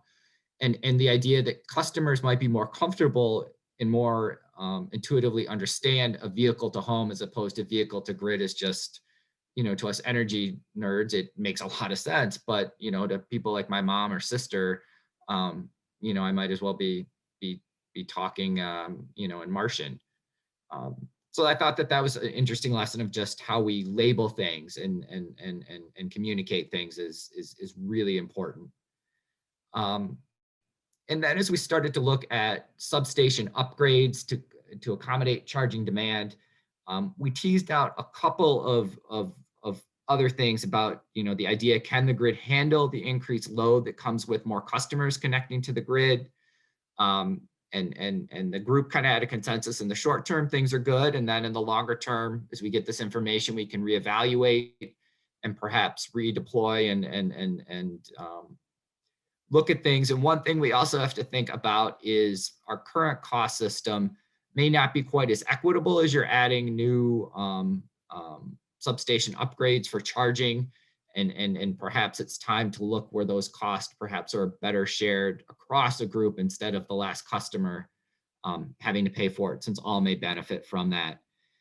And we originally focused on just the idea of the Class 8 trucking operations, and a couple people mentioned that we really need to look at also classes 4 through 6 as well, and the idea that just the logistics and the engineering of it, and then also the demand on the grid, that all these could impact it and each class will have its own kind of unique needs and something that we need to be careful of lumping things and looking at each and realizing that they will all have disparate impacts and we should prepare for them. We talked about how larger transformers and three-phase wiring and more thought about distribution planning standards may need to help with residential EV charging and to prepare for that. For the 15th, number 15, we thought it was important to add the word charging in front of the infrastructure, just to distinguish that. And also, you know, we can't forget about home, workplace, and corridor as areas to focus on multi-user dwellings, and that each will have its own needs. And then there was some conversation about entertainment and industries, and there was no consensus of how savvy some of these, you know, movie theaters or malls may be, and whether or not they should be included in that, and that we thought that maybe warranted its own category of you know, some of these places of business where EV charging will be you know, a loss leader or something to draw attention, or something they put out, you know, for their customers, and don't have that sophistication that, you know, the person who researches to get a Nissan Leaf or a Prius would do to understand how it impacts things. And then we ran out of time, so we really didn't tease out anything specifically with the remaining ones.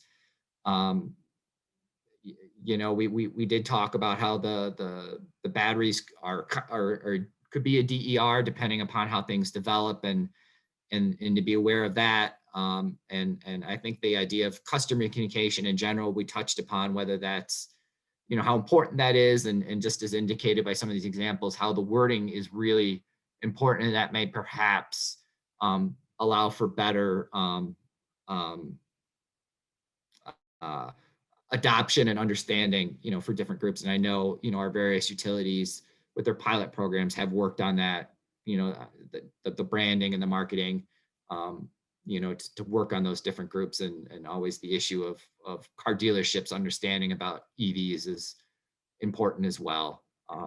So we kind of ran out of time there. I don't know if anyone else would like to add. I know that you know, it takes a little bit out of the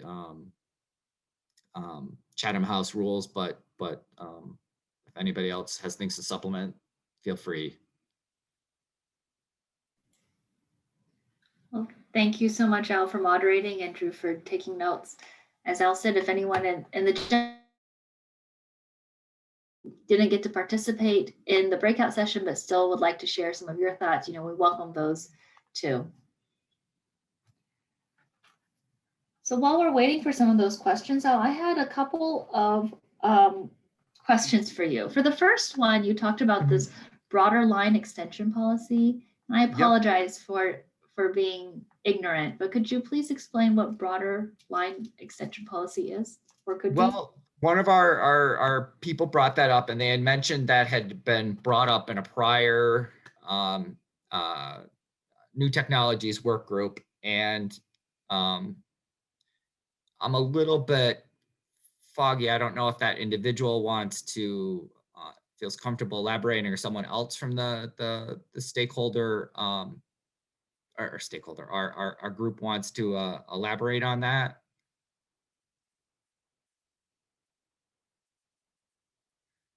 I think the idea was that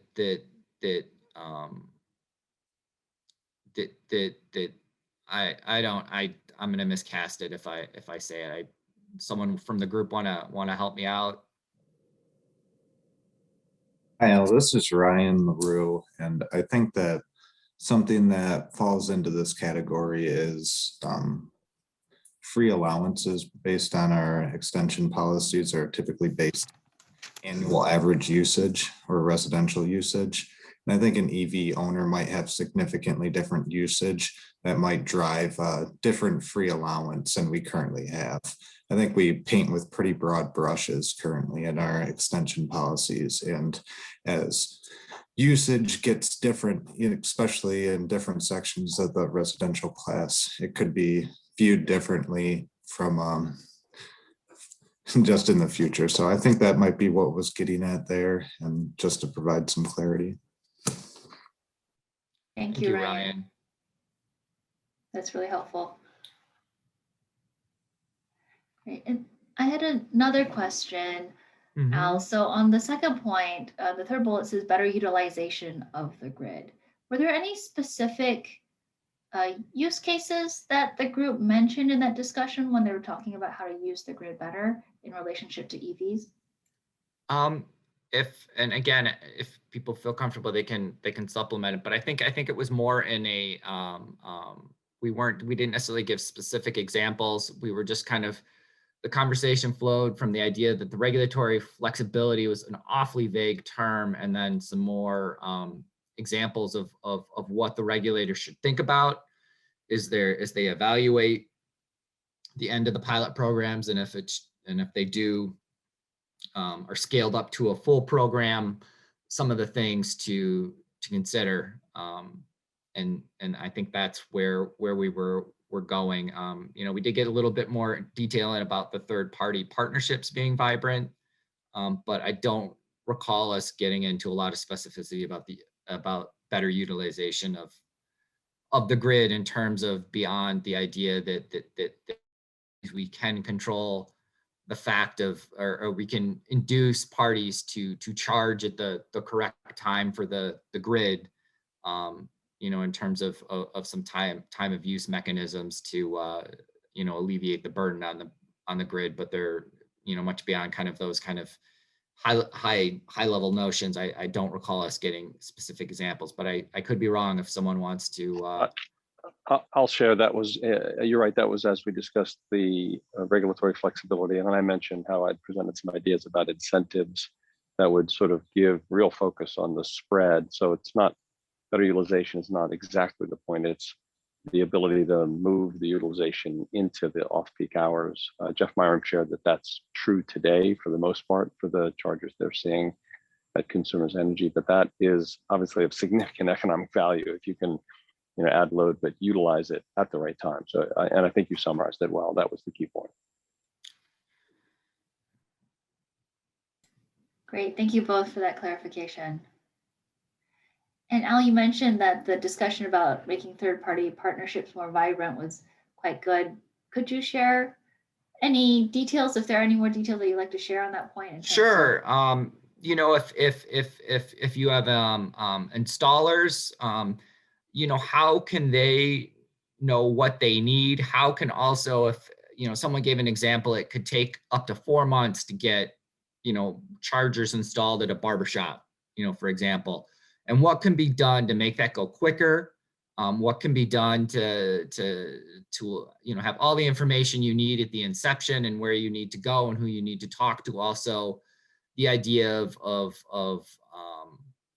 the fact that makes it more challenging for third parties to get access to capital, and then to see the return on capital. And there's also a lot of money out there, whether it's the Volkswagen money or grant money. And the idea that some of that information can be out there, and perhaps aggregated. Also, the idea that some of this information, and I know this is starting to happen, where if someone purchased an EV, a listing of who the different contractors are that could do the work to put in a charger, or the other things that perhaps may be required. Just the idea that it's hard for a lot of these companies to move into this space, particularly the smaller ones, and how we can make things a little bit easier for them, because if we're all in a shared ecosystem, and if everything can work smooth, things work or more lubricated, it helps everyone. And chargers get installed quicker. People, you get the synergy of people seeing happy EV customers.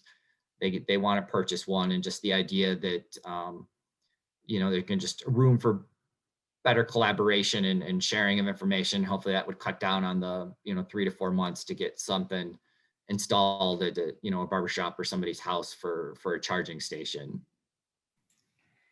Well, thank you so much, Al. Do we have any other questions from our audience on EVs or comments? Joy, this is Charles. Kind of a add-on to the last point about partnerships. I think we didn't get to the bottom of the list. Al mentioned we had a pretty long one, but there were some pretty interesting solutions suggested by some of our workshop speakers earlier, about new ownership models, for example, allowing leasing of things like electric school, perhaps the onboard charging, to help bring down those upfront costs to potential users of those buses or owners of those buses, and then to use some kind of tariffed on-bill financing approach to essentially pay back the utility for that service. That was an example, just one of the examples that could be used for EVs, but could be used for other, energy efficiency projects, even renewable energy or storage. So I think, it was not limited just to EV applications, but I think it's a common feature of many of these new technologies is that they have higher upfront costs, but may offer savings over the life of the equipment. And so how do you deal with those financing options? Rebates or incentives is one approach, but there could be more creative or innovative approaches where there's sort of a shared ownership and some kind of leasing arrangement, and then even the on-bill financing was yet another idea that came up on that last work group session. Yes, thank you so much, Charles. Thank you for summarizing all of those. Those are definitely great points for us to include if they are not included on this at this point. So thank you. Do we have any other comments on electric vehicles? Okay. Well, thank you, Al. Thank you, Drew. With that, we are going to move on to solar. Julie was our moderator and Kevin was our note taker. Hello, everyone. Kevin, are you going to show the document? I am looking for it. Okay, great. And I don't know why I can't see it. That should be it there. Okay, thank you. Okay, excellent.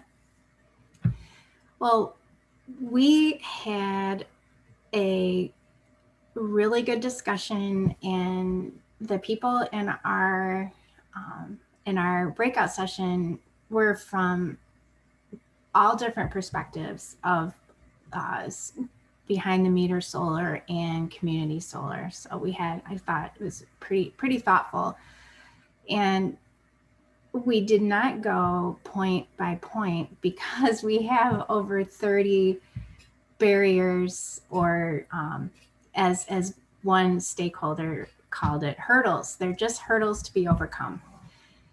So we grouped the first few together. They're mostly related to third-party ownership, or a program where the community solar project could be owned by someone other than the utility. Based on the solar survey that we put out in March, and some comments and presentations that we've had, we know that there are stakeholders that would very much like to see a third-party ownership community solar program. And we had one stakeholder who suggested that we can have third-party owned community solar right now. There's nothing stopping that. And potentially, we probably could if the third-party community solar developer could sell the output of the project to a utility or was interconnected at transmission voltage, could sell the output into the MISO market. And right now, the big utilities have voluntary green pricing programs that have customer program credits valued at MISO market, basically. So I'm not sure if this would be legal, and we may want to explore this a little bit in the report writing. I don't believe anyone is necessarily doing this right now. I looking at the barriers and the discussion that we had, I know there are stakeholders that would like to see a program similar to what Minnesota has that has a lot of regulations and parameters that are already laid out, like and the credit is higher than the cost to participate in the program. And that was another thing we talked about, was in order to have robust participation in a community solar program, we learned from Borrego's presentation, Sarah Wycus, that you really need to have the credit be at least as high as the cost to participate in the program. And in our discussion today, it was pointed out that the money has to come from somewhere, so other customers have to pay the credit. And there was some concern about, we have to make sure that the community solar project is bringing that amount of value to all customers if they're going to be asked to pay more in order to provide a higher credit.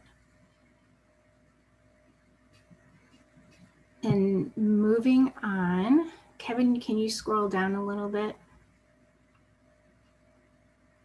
Thank you.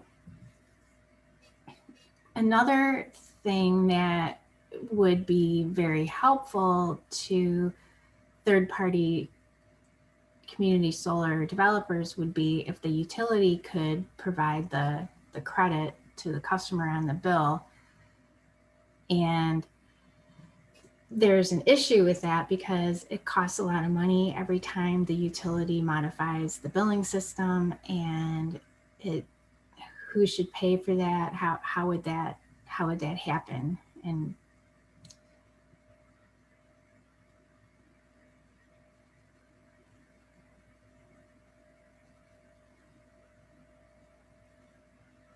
can you scroll down, Kevin? Thank you.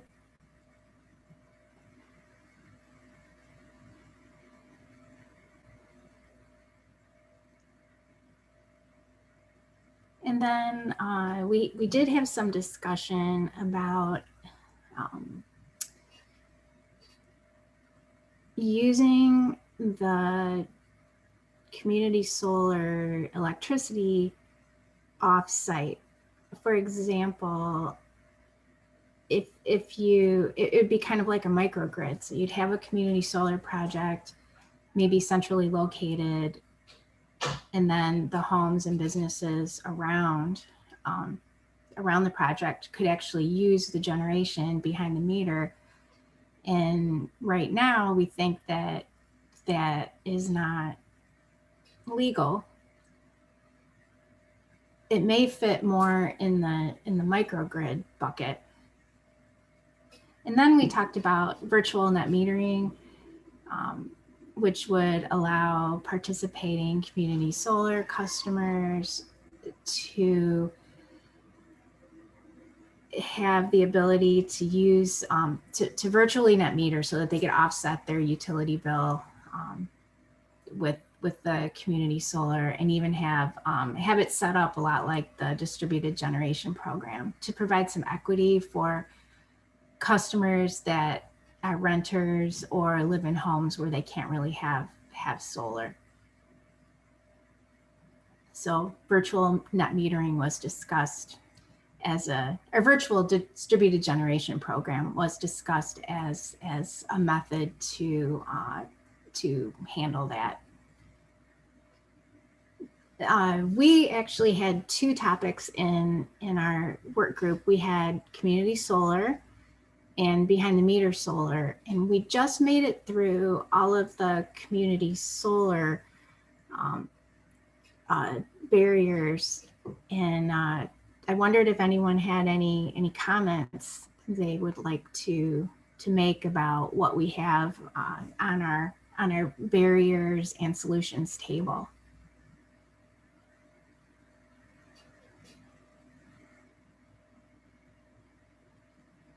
All right, well, it's late in the day, and I really appreciate everyone staying because we are looking forward to getting good input. So this was moving on to behind the meter solar.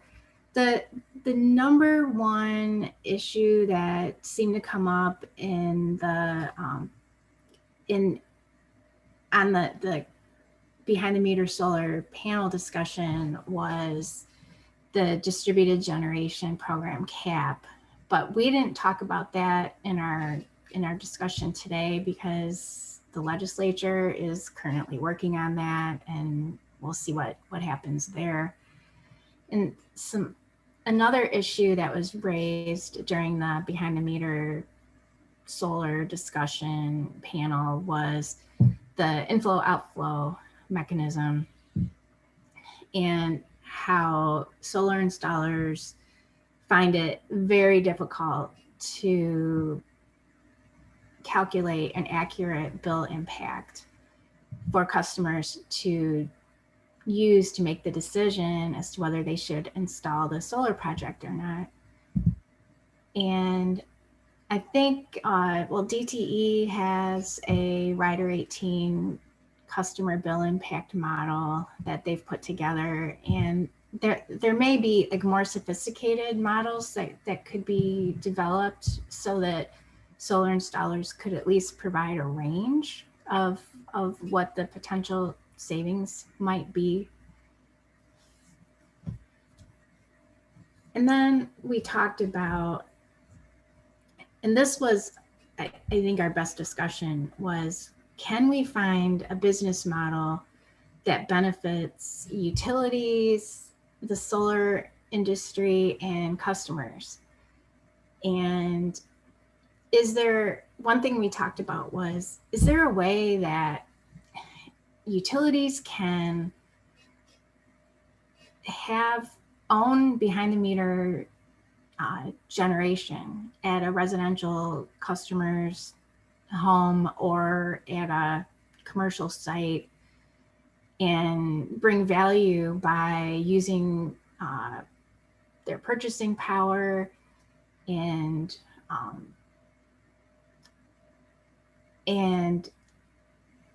if they owned it, then it would help with the business model issue, but they could use the solar industry to do the installation work. And is there a way we could make that work so that I think if we did something like that, we could have a lot of deployment. We could get a lot of behind the meter solar deployed. But I'm not aware of any state that is actually doing this. And is there a way this could be done so that it's not unfair? Is there a way this could be done so that customers have the option? They could go with the utility if they want, or they could go with their own solar installer. But the utility wouldn't necessarily install the solar. They would have a list of preferred solar installers that they would use.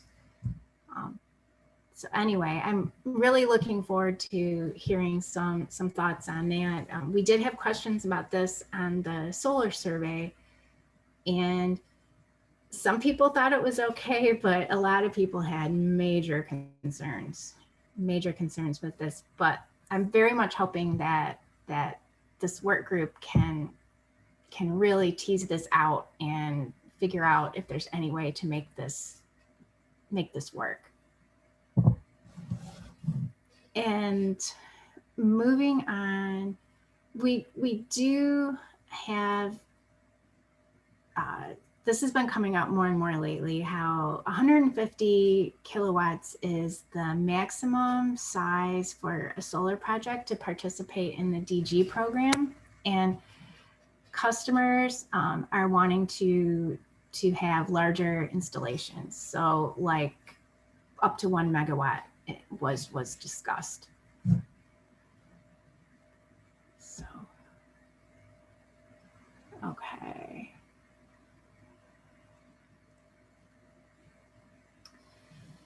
And then we talked a little bit already about number 8 in the community solar part of the discussion, because people who live in a multifamily dwelling, or people who have a home that isn't suitable for solar, they are not able to participate in the DG program. Is there a way to do behind the meter solar at rental homes and for communities? Is there a way we can kind of extend the distributed generation program to customers like this? And we also had, in one of the discussions we had, somebody suggested we should encourage builders to build homes with south-facing roofs. And then we're all really excited about the new announcement by Ford to integrate the F-150 Lightning with and provide battery backup to a home. And if you pair that with solar, it's even better. And then we had a few barriers that were related to both community solar and behind the meter solar. And of course, interconnection pretty much always comes up, and we've made a lot of strides since 2012 when the new rules and interconnection procedures went into place. But there's always room for improvement, and we're working on it with the new set of rules that are under review. Let's see.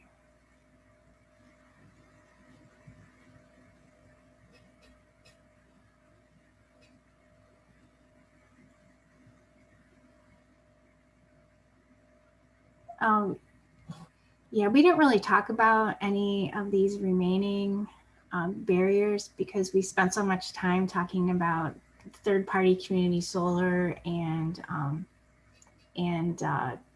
potential ownership business models for behind-the-meter solar. So, Joy, that's our table. Well, thank you so much for moderating that discussion, Julie, and thank you, Kevin, for taking notes. Do we have any comments or questions from our audience?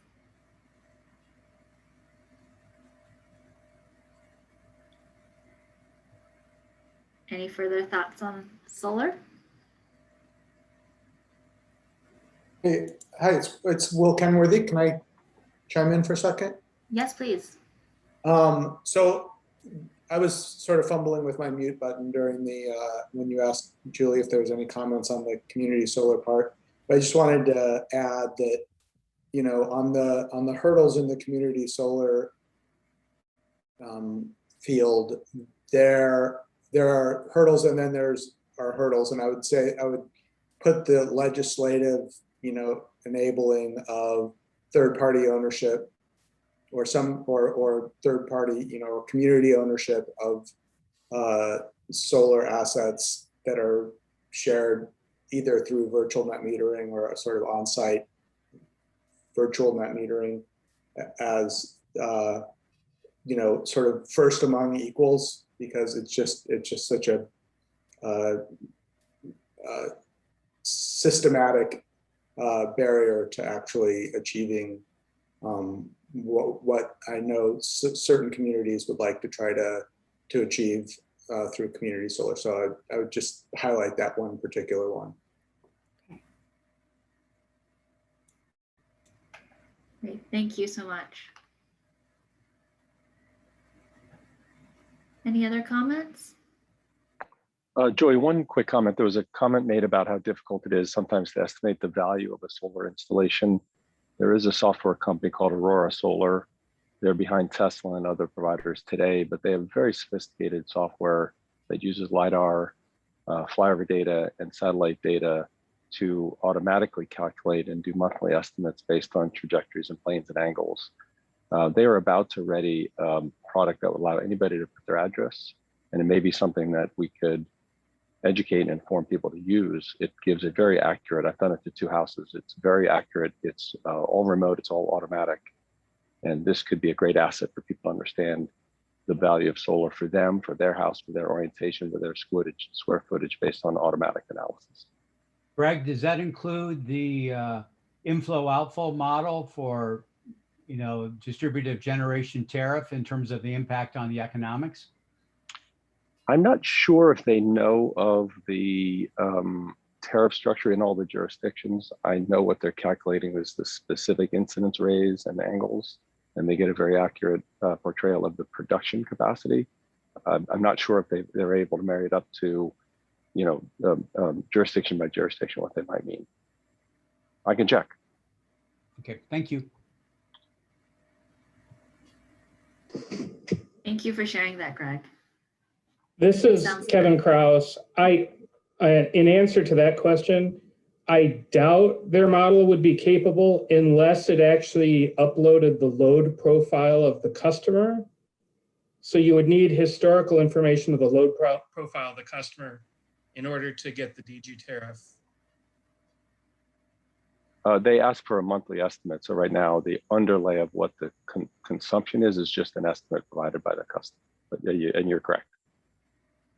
Yeah, but what we would more need is we would need a 5-minute estimate, not a monthly estimate, like a 5-minute interval estimate. For the entire year, Kevin? I think in order to properly represent the DG tariff, yes, you would need a 5-minute interval estimate for the entire year. Well, I think, Julie, you ought to add that as a barrier then, because I just think that is a pretty heavy lift for a solar installer to be able to calculate for a potential client, because that requires a ton of work on the part of the client to get that information from their utility. And I'm not even sure the utility would even provide that information on that small a scale. The amount of data would take up a chunk of room on a computer. Transmitting that to a solar installer would be I think it would be challenging.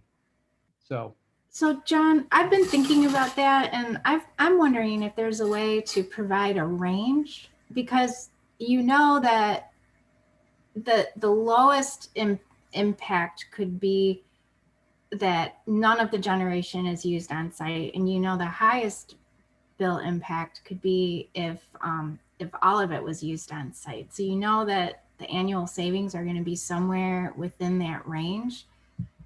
And Will, did you want to say something?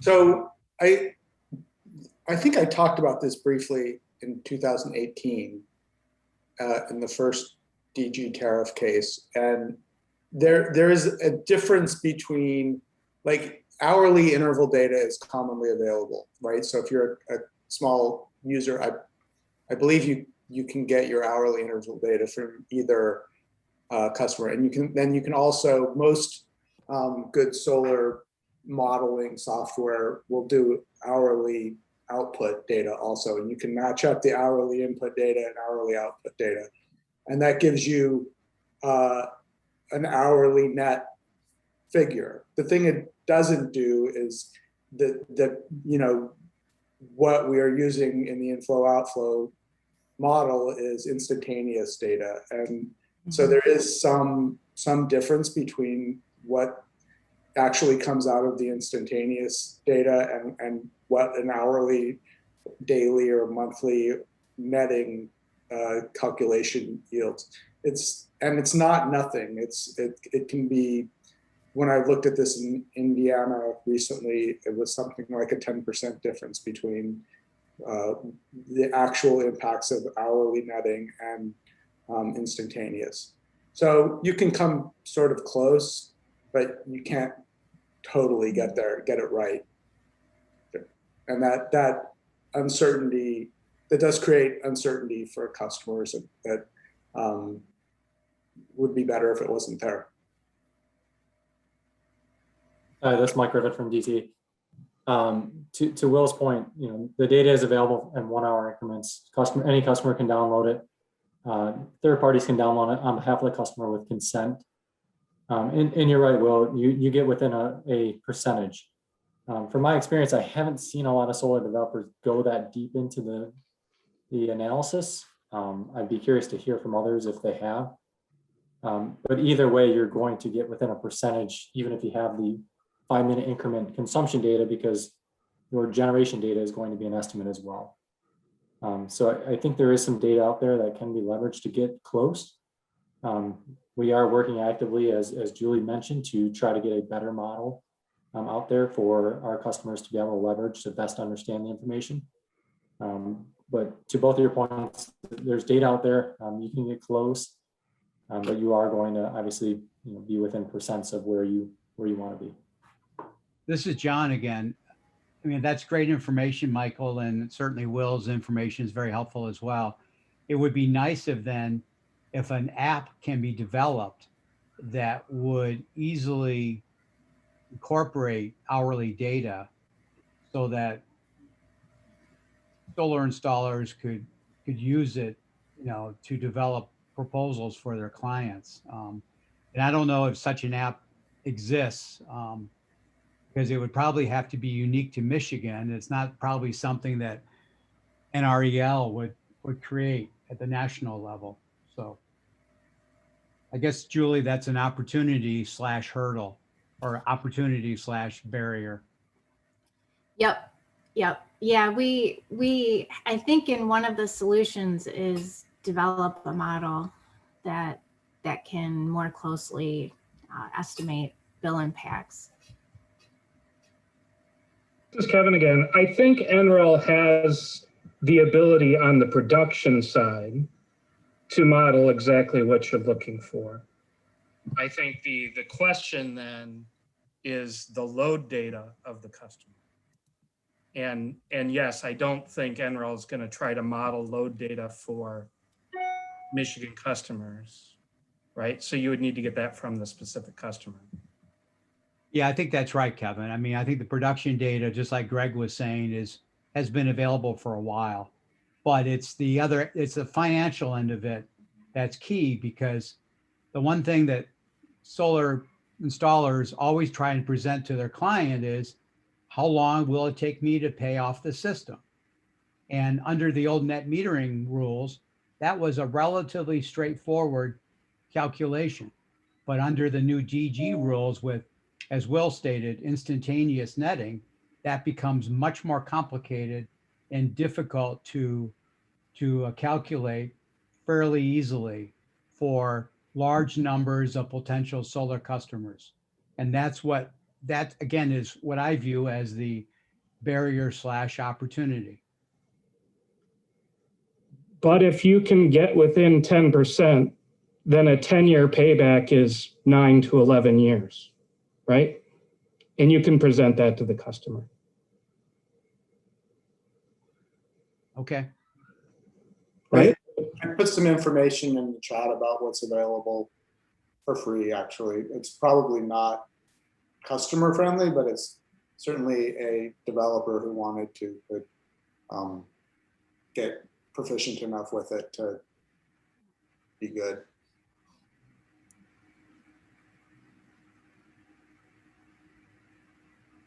Great. Well, thank you everyone for the lively discussion in the breakout room and in our main session. Do we have any other comments or thoughts on the solar tables before we close out this section? I have one, Joy, again. This is Charles. I found your discussion about behind the meter utility ownership interesting. And it reminded me that there were some other ideas that I remember again from some of the presentations about shared savings approaches to help deal with this incentive issue that you referred to in the work group, Julie.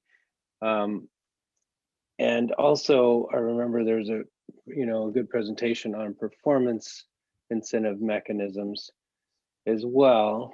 And I know that this is an idea that some folks have proposed in the EV space as well, because we're using a regulatory asset treatment approach in that context where the utilities do get to capitalize or essentially treat as capital some of the expenses for the rebates that are provided for charging installations.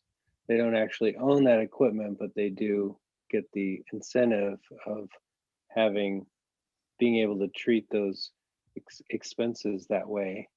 And so there may be some carryover here.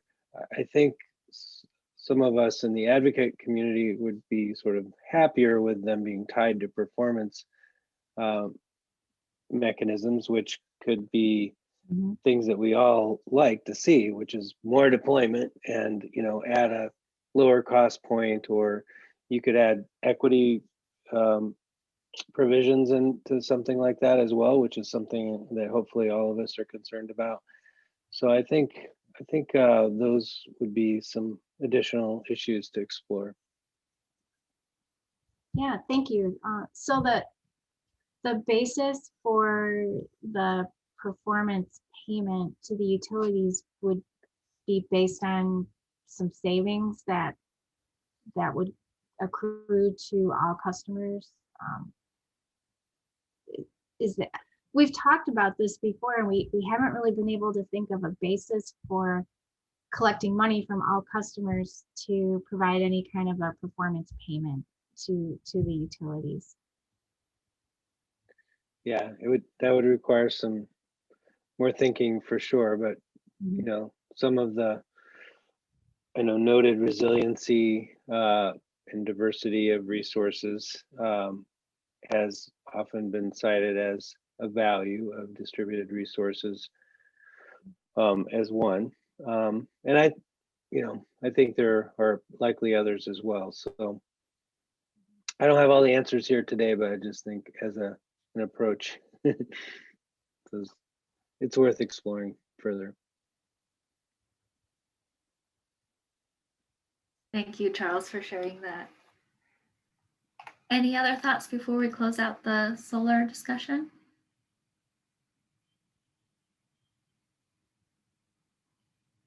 Okay, great. Well, thank you so much, Julie and Kevin. And I would like to thank all of our moderators and note takers, as well as all of our participants. The discussion was definitely more lively than what I think we were bracing for on our end. So thank you very much for engaging in the discussions and giving us so much food for thought. So next up, we have our closing statements from Pat Hudson, who is the sponsor of this work group. Pat, would you like to take it away? Sure, thanks. Thanks, Joy. Where do you start? New technologies and business models. The title alone says so much.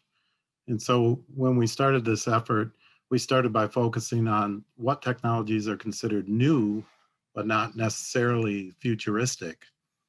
So in other words, what are the technologies that exist today that have the potential to change how we operate in our evolving energy world, but also are in need of some collective attention, some applied critical thinking from all of us that will elevate our perspectives on how to meet these technology implementation challenges. So along with that deeper dive into what the technologies are, there were the questions addressing what obstacles the technologies face, and more particularly, what the regulatory barriers are that could possibly be addressed by the commission. So early on in this endeavor, the commission decided a list of technologies, the 6 technologies that we've talked about throughout today. And then the very last session, which focused on alternative business and ownership models, which really served as a thread throughout the discussion of all the technologies. So what happened from all the pre-planning for this work group at the end of 2020 throughout all the sessions from January 2021 until today? Well, early on, Joy and the subject matter experts had a universal agreement that any one of these topics contain enough technical information, inherent challenges, implementation hurdles to serve as a lifetime study. So being fully aware of the short duration of this work group, the focus turned to brief but thorough overviews of each of the technologies, followed by discussions about barriers and implementation challenges. And just a word about those subject matter experts. They have been at the heart of this journey and the reason that we covered so much quality territory. We've said it before, but sincere thanks go out to the technical professionals who are ready, willing, and able to provide their expertise, use cases, and details of these information-packed sessions. There's way too many to mention, but suffice it to say that folks from the national labs, the consulting firms, the utilities, the non-government agencies, and many other participants, they've all made contributions to the presentations and panels that have elevated the discussion of this work group. So what is next? In just a moment, Joy will go over the timeline and the next steps. But for now, I just want to thank everyone for your contributions to the stakeholder work group. Of course, that means the various MPSC staffers. The age-old saying, it takes a village, couldn't be more true. All the logistics, all the note-taking, all the assembly, we couldn't do it without a really, really strong team. And speaking of that team, I just want to say a word about the team leader. Joy Wong is just provided so much leadership throughout this process. She has great focus, her attention to details, her organizational skills, her wisdom, and her connectivity to others just really came through like a shining light. And I don't think I'm alone in wanting to thank her for sharing with us her leadership skills to make this such a strong and useful and valuable effort. So many thanks to our leader in this process, Joy Wong. So it's an important journey that we've all stepped into, and we look forward to the forthcoming staff report that will provide a summary of the 1.5 year investment of time, expertise, and explorations into solutions. So with that wrap up at this moment, I just turn it back to Joy to talk about final steps. Well, thank you very much, Pat, for those kind words and for summarizing all the ground that we've covered in this journey. And you have been there, through every single meeting that I've been at. So thank you so much for being a companion on this journey. And I definitely echo your thanks for all of the wonderful experts and stakeholders who have taken their time to contribute, as well as our internal team who have made this whole process as smooth as possible. So with that, I will cover our timeline and next steps.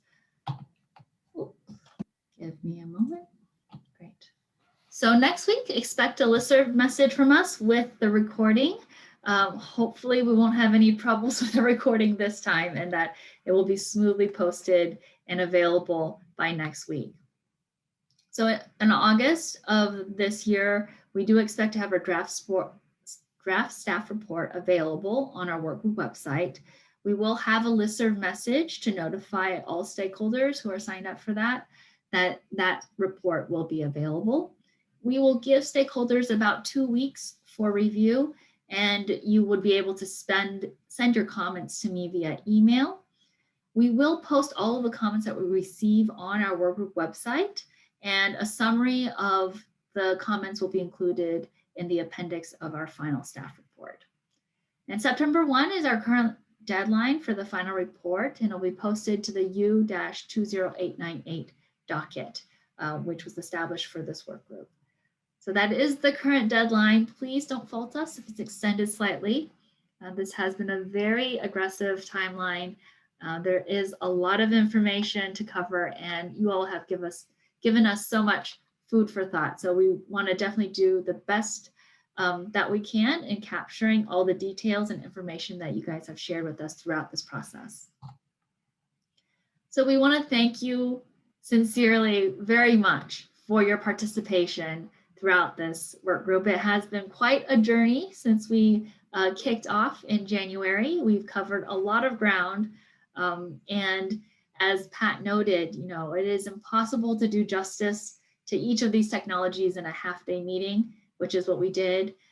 But we definitely tried our best to cover as many facets of that as possible. So thank you for sticking with us, for still being here. And we hope that you share your thoughts with us on today's meeting through the meeting survey.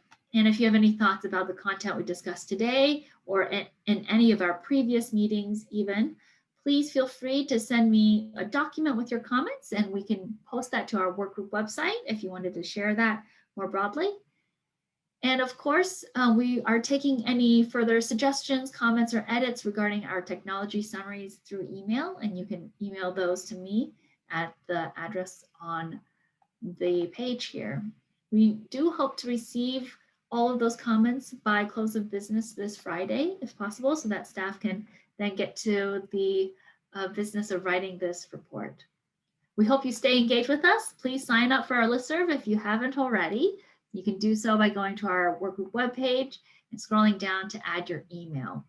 As we noted before, all notifications of our draft report and documents do go out on that listserv. And we hope you take some time to comment on our draft staff report, as well as the technology summaries. As I noted, the technology summaries comments are due this Friday, and you can send both of those comments to me via email. So thank you guys so much for your time and attention today, and also throughout this whole work group series. It has definitely been a very exciting journey of understanding and knowledge about a variety of topics. And so thank you for accompanying us on that journey. And many thanks to our internal team also for all that you have done to make these work group meetings go smoothly. So thank you all. Have a great evening, and we hope to receive your comments on our draft report. Take care.